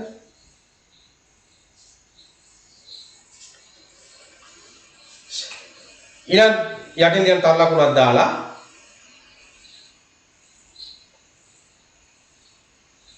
ශාක සෛලවල සෛලය මෙව ලියන්න.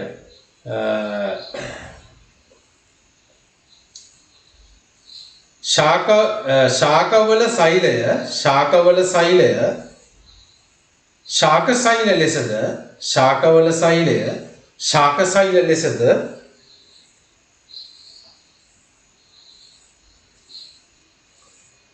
සතුන්ගේ සෛල සප්ත සෛල ලෙසද හඳුන්වයි. ශාක වල සෛල ශාක සෛල ලෙසද සතුන්ගේ සෛල සප්ත සෛල ලෙසද හඳුන්වයි.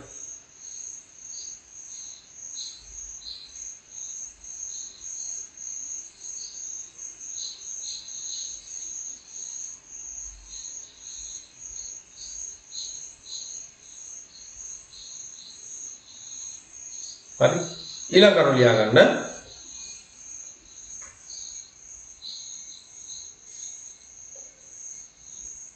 ජීවයේ තනුම් ඒකකය. ජීවයේ තනුම් ඒකකය. ජීවයේ තනුම් ඒකකය. සෛලය වන අතර ජීවයේ තනුම් ඒකකයේ සෛලය වන අතර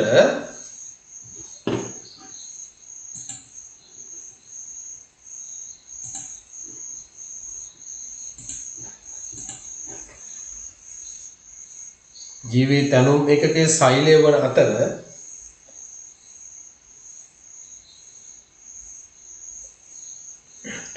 ක්‍රියාකාරීත්වයේ සරලතම ඒකකය.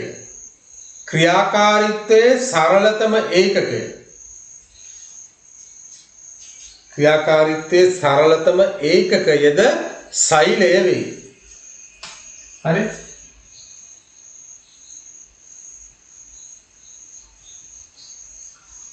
සෛලය කියලා ලියන්න යටින්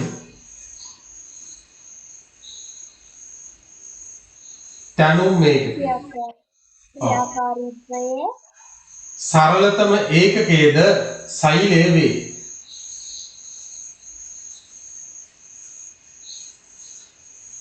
එතකොට මෙයා ගැන දැන් අපි කියමු ජීවයේ තනුම් ඒකකය. ඒ වගේම තමයි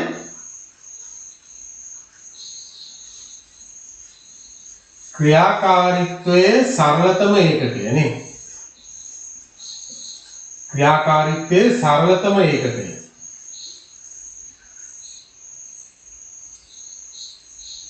හරි. එතකොට තනුම් මේකකට අපි කියනවා මොකද්ද? ව්‍යුහමය ඒකකය.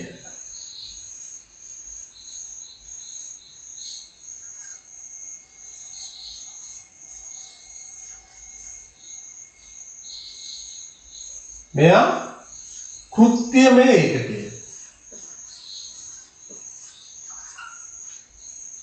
කෘත්‍යමය ඒකකය.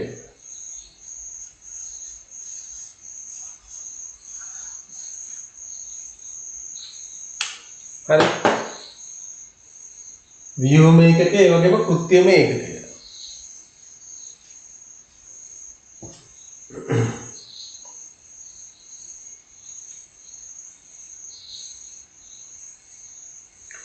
අපි දැන් පන්තියේ සෙනසුරාදා 11ට තියමු කියලා කතා වුණා නේද?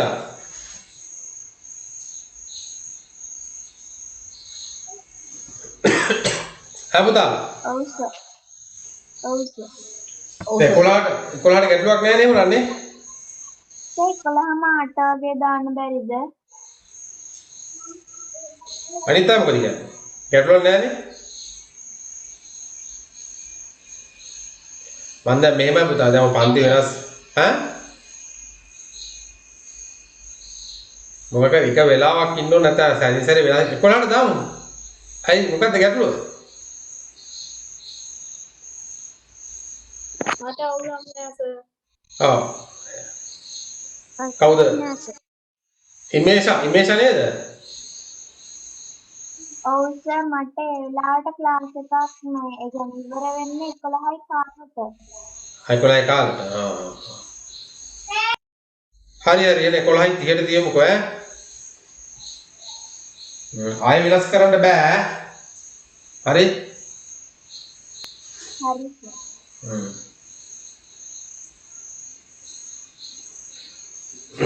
හරි. ඊළඟ මාර්ගවල යන පටකය. පටකය.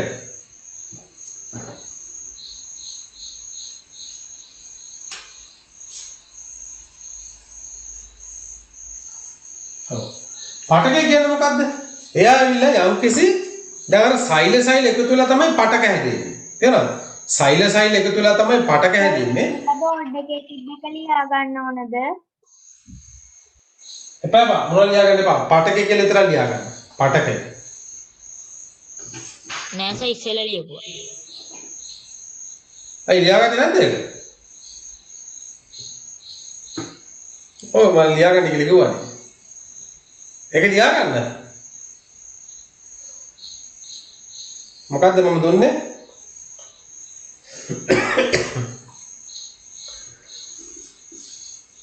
තනුම් මේකකේ නේ. තනුම් මේකකේ කියලා දීලා දුන්නා. අයියෝ ලියාගන්න බෑ. ආයෙ ලියන්න.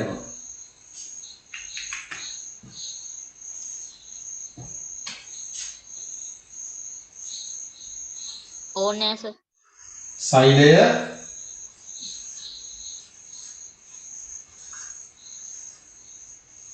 තනුම් ඒකකය ජීවේ තනුම් ඒකකය. හරි? තනුම් ඒකක කියන අනිත් නම තමයි මොකද? ව්‍යුහමය ඒකකය. ව්‍යුහමය. ව්‍යුහමය ඒකකය. ඊළඟට මොකද? සරලතම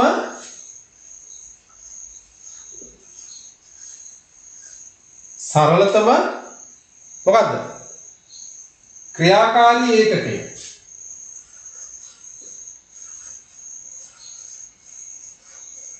සරලතම ක්‍රියාකාරී ඒකකය. ඒකට තමයි අපි කියව මොකද? කෘත්‍යමය ඒකකය.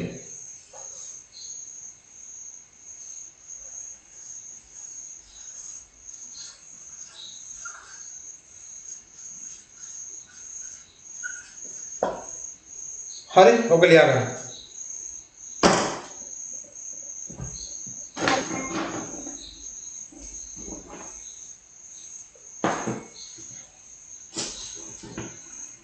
හරි සර්. හරිද? නේ right. ලියා ගන්න මාතෘකාව පටකය. දැන් මම මකනවා. මකන්න සර්. පටකය.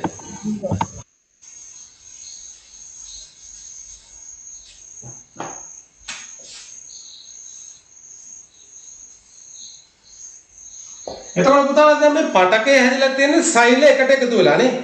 සෛල එකට එකතු වෙලා තමයි පටක හැදෙන්නේ. හැබැයි මේ එකතු වෙන සෛල විශේෂයෙන් හැඩ ගැහුණු සෛල. මොකටද? යම්කිසි නිශ්චිත වැඩක් කරන්න. යම්කිසි නිශ්චිත වැඩක් කරන්න හැඩ ගැහිච්ච සෛල. සමහරක් වෙලාවට මෙයාලගේ හැඩයත් එක වගේ. කරන වැඩෙත් එකයි. මේ උදාහරණ වශයෙන් ගත්තොත් එහෙම දැන් අපේ දිව. හරි? එතකොට දිවේ තියෙන සෛල එයාලා හැඩ ගැහිලා තියෙන්නේ රස හඳුනා ගැනීමට. ඇහි තියෙන සෛල හැඩ ගැහිලා තියෙන්නේ පෙනීම ලබා දෙන්න. හරි? එතකොට මේ හැමේ තියෙන සෛල හැඩ ගැහිලා තියෙන මොකටද? අපිව ආරක්ෂා කරගන්න නේ. ආරක්ෂාවට තමයි හැමේ තියෙන සෛල හැඩ ගැහිලා තියෙන්නේ. හරි? එතකොට අන්න ඒ වගේ යම් කිසි නිශ්චිත වූ වැඩක් කරන්න හැඩ ගැහිච්ච සෛල තමයි පටකයක තියෙන්නේ. හරි? ලියාගන්න මාතෘකාව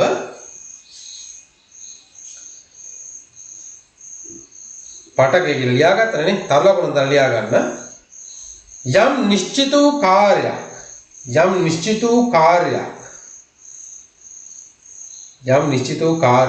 ඉටු කිරීම සඳහා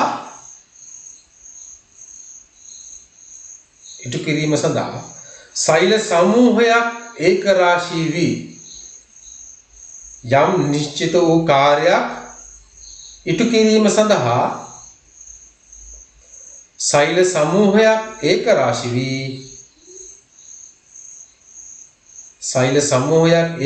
වී සකස් වූ සංවිධාන මට්ටම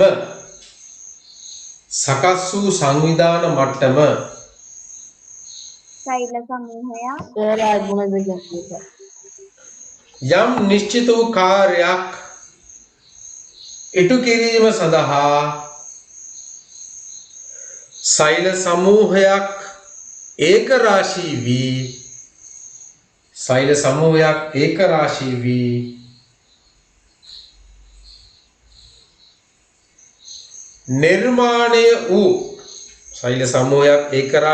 නිර්මාණය වූ සංවිධාන මට්ටම ජීවයේ සංවිධාන මට්ටම පටකයක් ලෙස හඳුන්වයි. ජීවයේ සංවිධාන මට්ටම පටකයක් ලෙස හඳුන්වයි.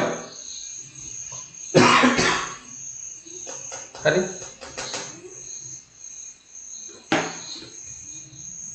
යටින් දරලකුණ දාලා ලියාගෙන. එතකොට මෙයා ඉන්නේ කවුද? පළවෙනි සංවිධාන මට්ටම තමයි සෛලය. එතකොට දෙවෙනි සංවිධාන මට්ටම තමයි පටකය. රයිට්? ලියා ගන්න දරලකුණ දාලා.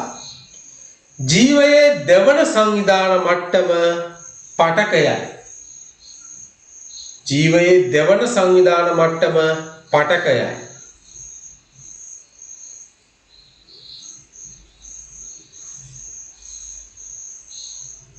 මාතෘකාවද?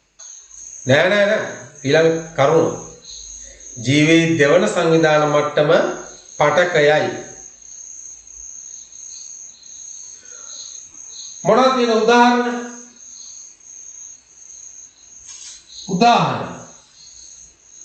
සංවිධාන. හෘද පේශි. නේ. හෘද පේශි.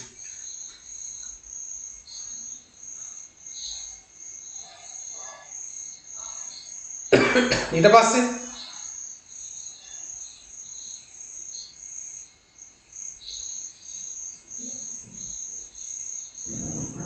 හෘද පේශි උදාහරණ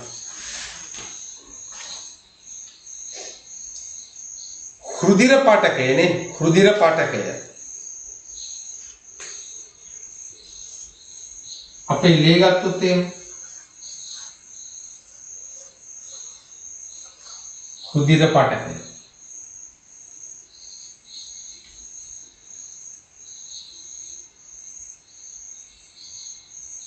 ඊළඟට ශාකයක යටි අපිචර්මීය පටකය.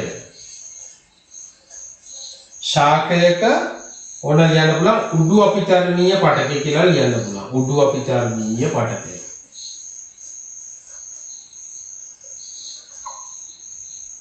උඩු අපිචර්මීය පටකය. ඒකටම යටි ලියන්න ශාකයක යටි අපිචර්මීය පටකය.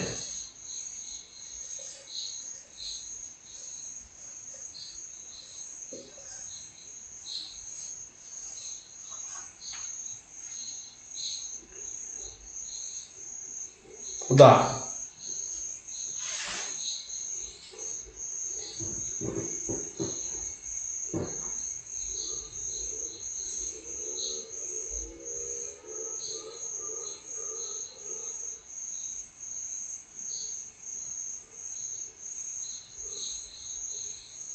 එතකොට මෙයාලා තියෙන විශේෂිත ලක්ෂණ මොනවද? මේගොල්ලෝ පොදු කාර්යයක් කරන්නේ. යම්කිසි පොදු කාර්යයක් කිරීමට හැඩ ගැහිලා තියෙනවා. ඒ වගේම තමයි බොහෝ විට මේ සෛල සමාන හැඩයන්ගෙන් යුතු සෛලක් තියෙනවා. සමහරක් ඒවා වෙනස් වෙන්නත් පුළුවන්. හරි? ඊළඟ කරුණ ලියා ගන්න.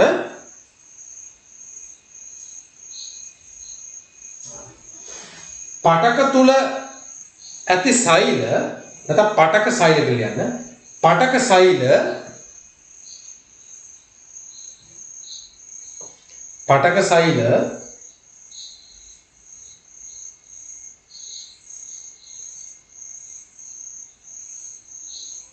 බොහෝ විට එකම හැඩයේ ඇති පටක සෛල බොහෝ විට එකම හැඩයේ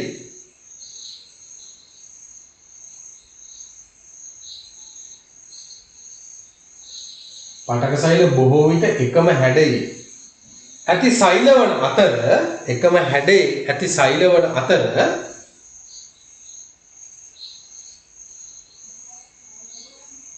සර් පොඩ්ඩක් මුලින් ඉඳන් කියන්න පුළුවන්ද? පටක සෛල බොහෝ විට එකම හැඩයේ ඇති පටක සෛල බොහෝ විට එකම හැඩයේ ඇති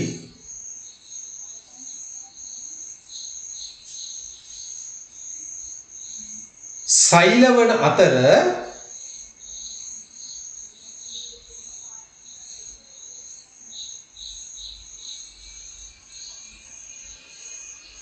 වෙනස් හැඩයේ ඇති සෛලද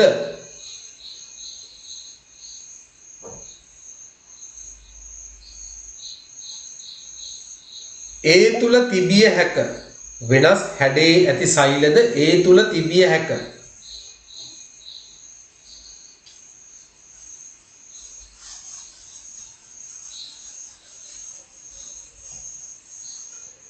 ඊළඟ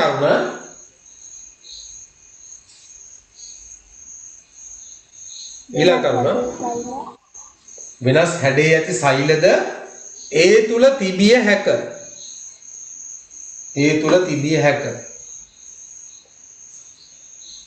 ඊළඟ කරුණ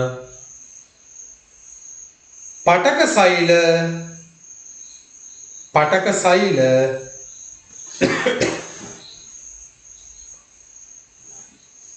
පොදු කාර්යයක් ඉටු කිරීම සඳහා පටක සෛල පොදු කාර්යයක් ඉටු කිරීම සඳහා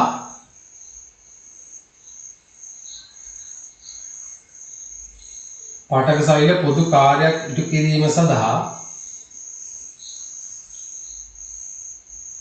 හැඩ ගැසී ඇත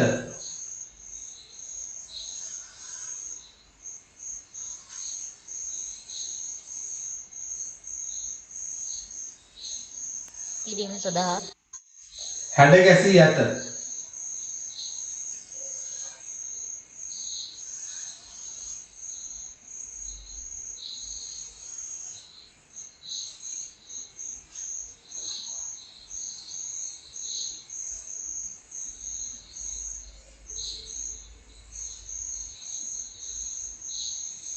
හරි දැන් මම මේ ගත්තේ ශාකයක යටි අපිචර්මීය පටකයක් මේ ගත්තේ හරි බුලත් කොළයක හරි නැත්නම් රෝහියෝ පත්‍රයක හරි යටි අපිචර්මීය පටකයක්. එතකොට යටි අපිචර්මීය පටකේ මේ දින පුතේ එතකොට මේ අපිචාරමයේ සෛලය තමයි මේ තියෙන්නේ නේ. ගොඩක් දුරට එකම හැඩේ තමයි තියෙන්නේ. හරි? එතකොට මෙයාලගේ කාර්යය මොකද්ද? ඒ පත්‍රය ආරක්ෂා කිරීම තමයි මෙයාලගේ කාර්යය. ඊට අමතරව මේ වෙනස් හැඩ ඇති සෛල දෙකකුත් තියෙනවා ඒ අතර. මේල පූටිකා සෛල. මේල පූටිකා සෛල. එතකොට මෙයාගේ හැඩය වෙනස්. එතකොට මේක හැදිලා තියෙන්නේ යම් කිසිනේ පොදු කාර්යයක් කිරීමට. මොකද්ද පොදු කාර්යය? ශාක පත්‍රය ආරක්ෂා කිරීමට. හරි? ඒ අතරේ පූටිකා සෛලක් තියෙනවා. මෙයා මගින් තමයි වාතය හුවමාරු වෙන්නේ ශාක පත්‍රයට. බාහිර පරිසරයයි ශාක පත්‍රයයි අතර වායුව නේ වාතය හුවමාරු වෙන්නේ මේ පූටිකා තුලින්. පූටිකා යටිපු චර්මයේ තමයි තියෙන්නේ ගොඩක් තුනට. හරි? හරි. එතකොට මේල යටිපු චර්මයේ සෛල.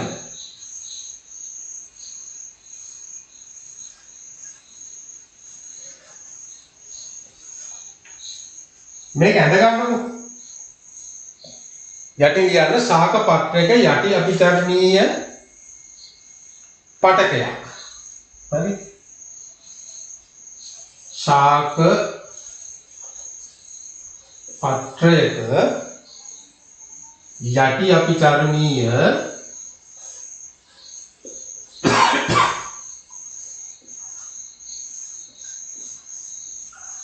පටකයක්.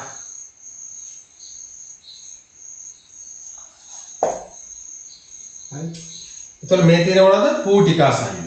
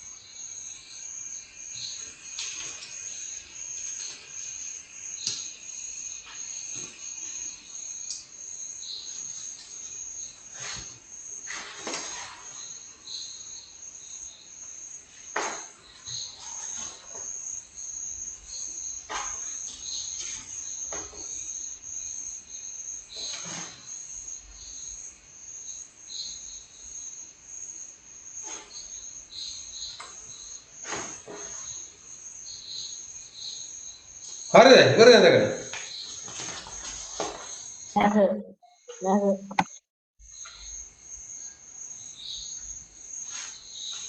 සජුට්ටක් යට නේද?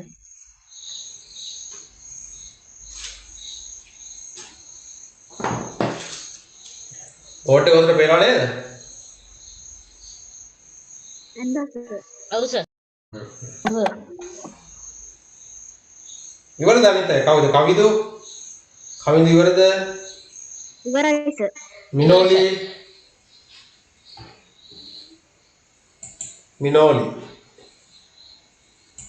මිනෝලිට ප්‍රශ්න වෙලා තියෙන්නේ මිනෝලිට මයික් එක ඔන් කරගන්න බෑ නේ ෆෝන් එකේ. හරි ඕකේ මම මකනවා ඈ.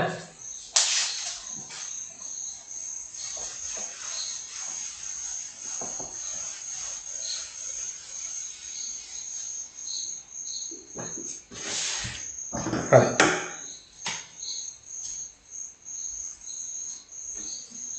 පාටක. මේකේ කාර්යයන් දෙක මොකද්ද? මේක ඇඳ ගන්න දාල සටහන. හරි? පොදු කාර්යයක් කිරීම සඳහා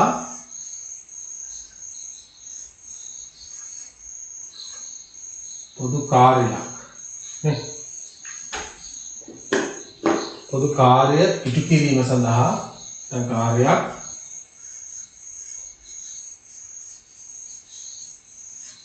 ඉටු කිරීම සඳහා සෛල හැඩ ගැසී ඇත.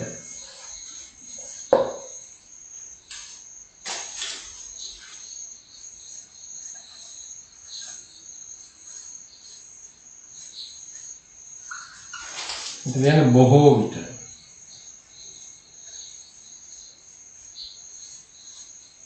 විට එකම හැඩේ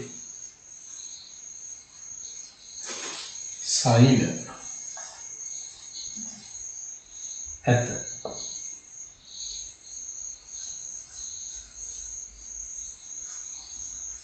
වෙනස් හැඩයේ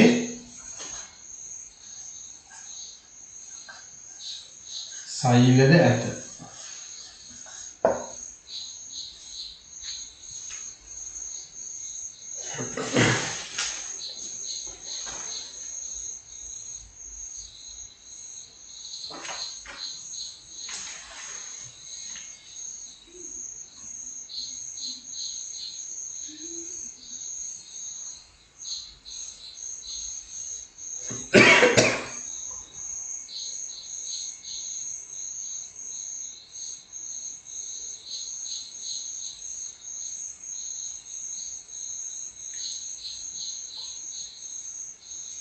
හරිද?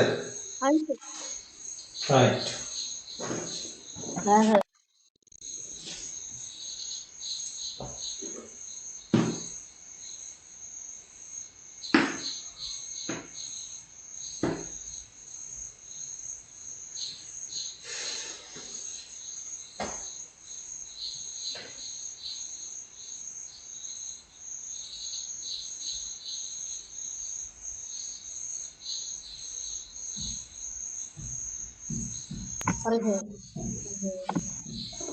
හරි. මාතෘකාව ලියා ගන්න අවයවය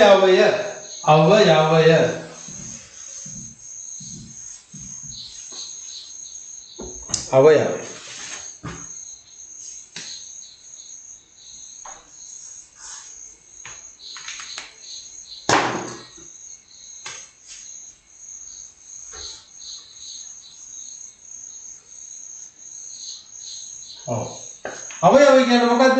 ජීවය එතකොට තුන්වෙනි සංවිධාන මට්ටමනේ. සෛල, පටක, අවයව. පටක එකතු වෙලා තමයි අවයවය හැදෙන්නේ. පටක වර්ග දෙකක් හෝ තුනක් හෝ නැත්නම් කීපයක් එකට එකතු වෙලා තමයි අවයවය හැදෙන්නේ. එහෙම හැදිච්ච අවයව වලට උදාහරණ මොනවද? අක්මාව, ආමාශය නේද? පෙනහළු ඊළඟට මොනවද? ඇස හරි ඒ වගේ අවයව. කන හරි එතකොට පටක වර්ග කීපයක් එකතු වෙලා බොහෝ විට කාර්යයන් එකයි. යම් කිසි පොදු කාර්යයක් එක්ක පොදු කාර්යයක් හෝ එහෙම නැත්නම් කාර්යයන් කීපයක් කරන්න. නේ. අපි ගත්තොත් එම රුධිර සංසරණ පද්ධතිය හැදිලා තියෙන්නේ අවයව කීපයක් එකතු වෙලා නේ. මොනවද? හදවත එකතු වීම. හදවත සම්බන්ධ වෙලා තියෙනවා. ඊළඟට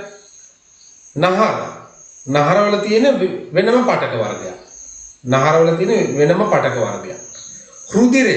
ඒතර රුධිරයක් කියන්නේ එක පටකයක්. හරි. ඒතර නහරවල තියෙනවා එක පටක වර්ගයක්. රුධිරය කියලා කියන්නේ තව පටකයක්. හදවතේ තියෙනවා හෘද පේශිය ඇවිල්ලා තවත් පටකයක්. හරි. ඒතර පටක තුල තමයි අවයව හැදෙන්නේ. යාගෙන යම් කිසි විශේෂ කාර්යයක් හෝ මොකද්ද සර්? තව ලකුණක් දාලා ලියා ගන්න. යම් කිසි විශේෂ කාර්යයක් හෝ කාර්ය කිහිපයක්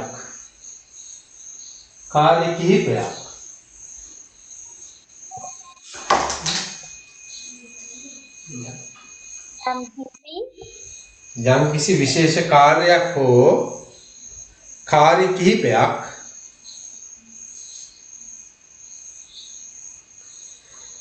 ඉටු කිරීම සඳහා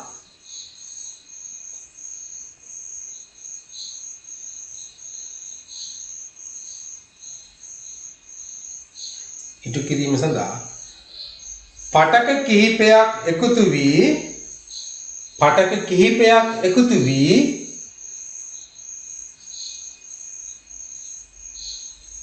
අවයවයක් සෑදේ. පටක කිහිපයක් එකතු වී අවයවයක් සෑදේ.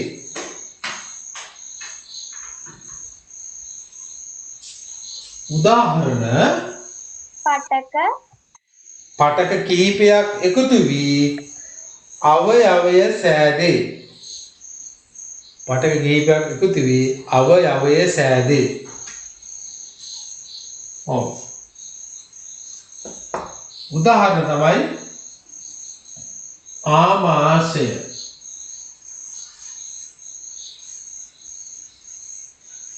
එතකොට ආමාශය කියන්නේ මොකද්ද? අවයවයක්.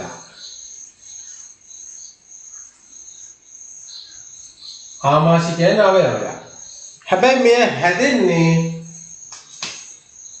පටක ಜಾති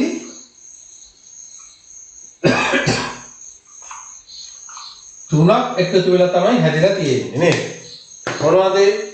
රුධිර පටකය. ඔව්. රුධිර පටකය එකතු වෙලා හැදිලා තියෙනවා. ඊට පස්සේ ස්නායු පටකය.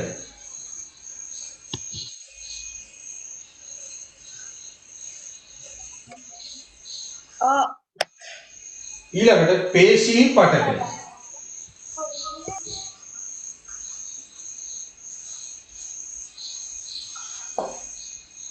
හරි. එතකොට මේ පටක තුන එකතු වෙලා තමයි මේ ආමාශය හැදෙන්නේ. තවත් පටක තියෙනවා. හරි. රුධිර පටක එකතු වෙලා ස්නායු පටක සහ පේශී පටක. මේ තුන එකතු වෙලා අන්න ආමාශය හැදෙනවා. මේක අද ගන්න.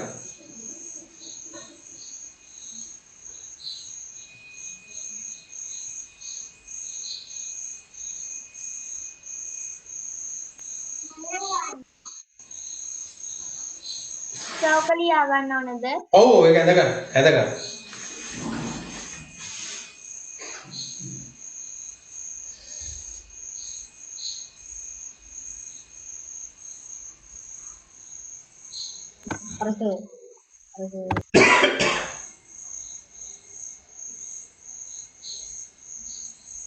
හරිනේ.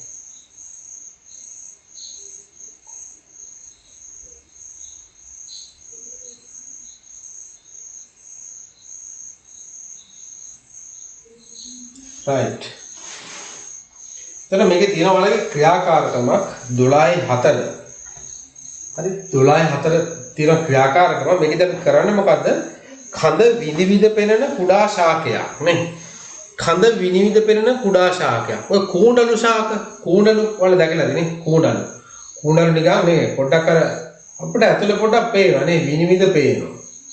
ඔය සමහර ඉන්න මාළු කුඩා මාළු ඉන්නේ විනිවිද පෙනෙන මාළු ඇතුලේ චූටි මාළු జాති. එයාලගේ ශරීරය අපිට විනිවිද පේනවා ඇතුලේ. තියෙන ඉන්ද්‍රිකාවන් එහෙම අපිට සාමාන්‍යයෙන් පේනවා. නිකන් වීදුරුවක් ඇතුලෙන් බලනවා වගේ නේ. ඒ වගේ තමයි කූඩලු ශාකය. ඔව්. කූඩලු ශාකය සාමාන්‍යයෙන් විනිවිද පේනවා. කූඩලු ශාකය. එතකොට මේ කූඩලු ශාකය අරගෙන ජල බඳුනකට දානවා. වතුර බාල්දියකට දාලා ඒක රතු පැහැති වර්ණයෙන් දිය කරගන්න ඕන. හරි? ඊට පස්සේ වතුර බේසයකට රතු පැහැති වර්ණය දාලා දැන් මේ කූණලු ශාකය අපි දැන් මේ ජල බඳුනේ ගිල්ලනවා මුල් පද්ධතිය. මුල් පද්ධතිය ගිල්ලනකොට මොකද වෙන්නේ? නේද? දැන් ශාකයේ ජල මුල් වලින් ජලය උරනවානේ. මුල් වලින් ජලය උරනවා. එතකොට ජලය උරනකොට අර අපිට පේනවා රතු පැහැයටනේ රතු පාට නිකන් නූලක් වගේ මුල් වලින් මෙහෙම කඳ දිගේ ඔහම යනවා. මොනවද යන්නේ? වතුර. ජලය අවශෝෂණය කරනවා. හැබැයි අපිට දැන් පේනවා වතුර. පේන්නේ ඇයි? අපි වර්ණ ගන්නවලා තියෙන හින්දා. රතු පාටින් වර්ණ ගන්නවලා තියෙන හින්දා අපිට දැන් ඒක නිකන් පැහැදිලිව පේන නූලක් වගේ. හරි? එතකොට ඒ ජලය ගමන් කරන පටකයක් තියෙනවා. හරි? එතකොට ශාකයක ජලය මූල පද්ධතියෙන් අවශෝෂණය කරගෙන ශාකය තුලින් ගමන් කරන්න හැඩගැහිච්චි විශේෂ පටකයක් තියෙනවා නේ. අපේ තියෙන නහරනේ. අපේ නහර තියෙනවා. ඒක ශාකයක තියෙනවා ඒ වගේ යම්කිසි පටකයක්. හරි අපි ඒකට කියනවා ශෛලම් පටකය කියලා කියනවා. ශෛලම් පටකය. හරි ජලය පරිවහන කරන පටකයේ තියෙනවා අපි කියනවා ශෛලම් පටකය. හරි. එතකොට ශෛලම් පටකය නිකන් කුඩා බට වගේ තියෙනවා. හරියට නිකන් අර උණ ගස්වල යටින් මේ උණ ගස්වල පුරුක් තියෙන්නේ. හරි. ඇතුලේ හැබැයි මෙතන બ્લોක් වෙලා නැහැ. එයා බටයක් විදිහට තියෙනවා. හරි. එතකොට ඒක පුතේ අපි ඒ ශාක කඳක ගත්තොත් එහෙම අපි අඳොත් එහෙම අපිට මෙන්න මේ වගේ නිකන් සරල view එකක් අපිට බලා ගන්න පුළුවන්. ඔන්න ඔය වගේ.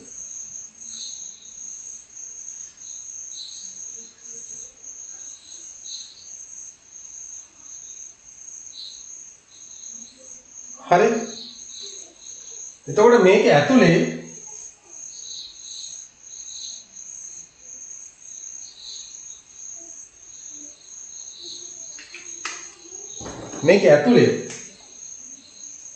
තමයි ඔය රතු පැහැති කොටස. රතු පාට වෙලා තියෙන කොටස.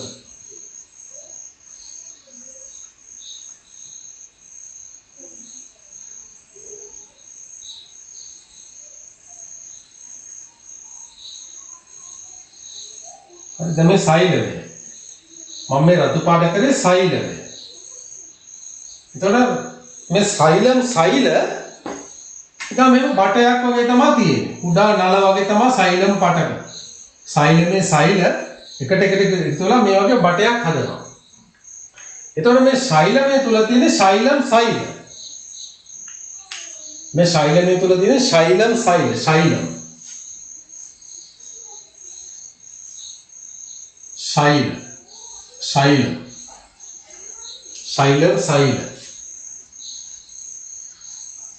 හරි.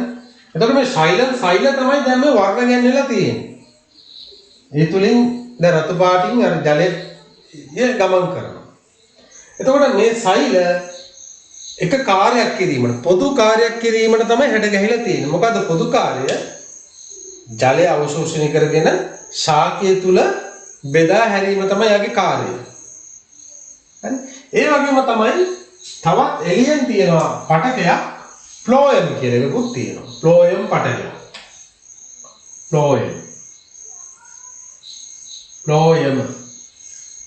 ෆ්ලෝයමක් කියලා තියෙන තව පටකයක්. හරි.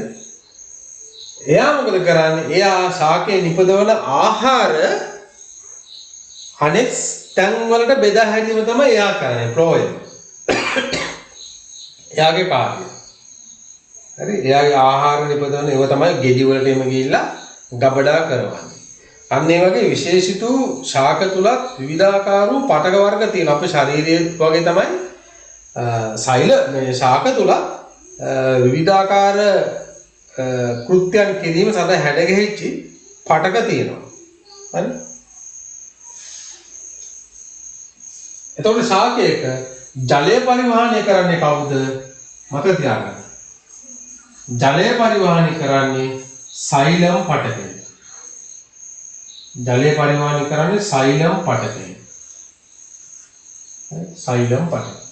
ආහාර පරිවහනය කරන්නේ මෙන්න මේක තමයි මෙන්න මේ පිටිපැත්තේ තියෙන මෙන්න මේක තමයි ෆ්ලෝයම් පටකය. මම මේ අරන් තියෙන්නේ මොකද්ද? දැන් මේක ගහනම් මේම හරහාට කපනවා. හරස් කඩා. මේම හරහාට කපනවා. හරහාට කපලා පොඩි පෙත්තක් අරගෙන ඒක තමයි අර ආලෝක අන්වීක්ෂය වීදුරු කදාව මතට තියලා අපි බලන්නේ. හරි? දැන් ඒක අපි විනිවිද පේනවනේ. චූටි පෙත්තක් කපා ගන්න ඕන. පෙත්තක් කපලා ඒක ස්ලයිඩ් එකක් හදලා ඒක ආලෝක අන්වීක්ෂයෙන් බලපුවාම අපිට මෙන්න මේ විදිහට පේනවා. හරි? එතකොට මේ අතරේ තව සෛල තියෙනවා. මේක නිකන් නෙවෙයි තියෙන්නේ. මේක පීරිලා තියෙන්නේ. තව සෛල මේ වටේ තියෙනවා. ඔන්න ඔගේ සෛල ඇහිලිලා තියෙනවා. අපි මේවට කියන මෘදුස්තර සෛල. මෘදුස්තර සෛල. මෘදුස්තර සෛල එකතු වෙලා තමයි හදාන්නේ මොනවද? මෘදුස්තර පාටකය. හරි දැන් මේව පුරාම අදින්න පුළුවන්. හරි. එතකොට බලන්න දැන් මෙතන අපිට පටක වර්ග කීපයක් හම්බුණා නේ. මෘදුස්තර පටකය හම්බ වෙනවා. සෛලම් පටකය හම්බ වෙනවා. ෆ්ලෝයම් පටකය හම්බ වෙනවා නේ.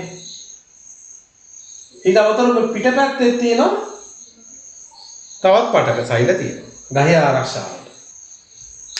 හරි. හොඳයි මේක මේ පරීක්ෂණයේ නෝට් එකක් එහෙම ලස්සන ලියාගෙන අපි ඊළඟ සතියේ කරමු. ඊළඟ සතිය කියන්නේ මේ එන සෙනසුරාදාට. හරි?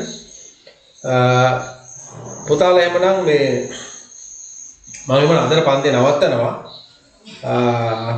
ඔයාලගේ අගෝස්තු මාසේ එහෙම පෞගිය පන්ති ගාස්තේම ගෙවන්න තියෙනවා පොඩ්ඩක් බලලා ගෙවන්න. හරි? එහෙමනම් තව ඔයාලගේ යාළුවෙම ඉන්නවනම් පොඩ්ඩක් කියන්න බලන්න පන්ති එකතු කරගන්න පුළුවන්ද කියලා. මේ මම දෙන පාඩම් හොඳට පාඩම් කරන්න ඕන. හරි පාඩම් කරන්න ඕන ටියුට්ස් බලන්න ඕන නැවත නැවත. හරිද? දැන් මොකද දැන් මේ අවුරුද්දේ එහෙමම ගෙදර හිටියා. හරි ඉස්කෝලේ අධ්‍යාපනයත් නැහැ නේ ඉස්කෝලෙන් ගන්නන්නේ නැහැ. පන්තියෙන් ඉගෙන ගන්න ටික තමයි තියෙන්නේ. හරි ඒ ටික හරියට හොඳට ඉගෙන ගන්න ටියුට් කරන්න හොඳට හැමතිස්සෙම විද්‍යාවත් එක්ක ඉන්න ඕන. හරි විද්‍යාව විෂයට කැමැත්තක් ඇති කර ගන්න ඕන. විද්‍යාව කියන්නේ හොඳ රසවත් විෂයක්. විද්‍යාව. හරි. විද්‍යාව කියන්නේ හරිම රසවත් විෂයක්. හරි. එහෙනම් පුතාලා සුබ රාත්‍රියක්. අපි නම් සෙනසුරාදා 11:00ට හම්බෙමු ඈ. ඕකේ. good night. God bless you, sir. Thank you, sir. කවිඳු මට දාන්න ඔයාගේ WhatsApp නම්බරේ තවර දාන්නකෝ අදාපු අය. ඕකේ.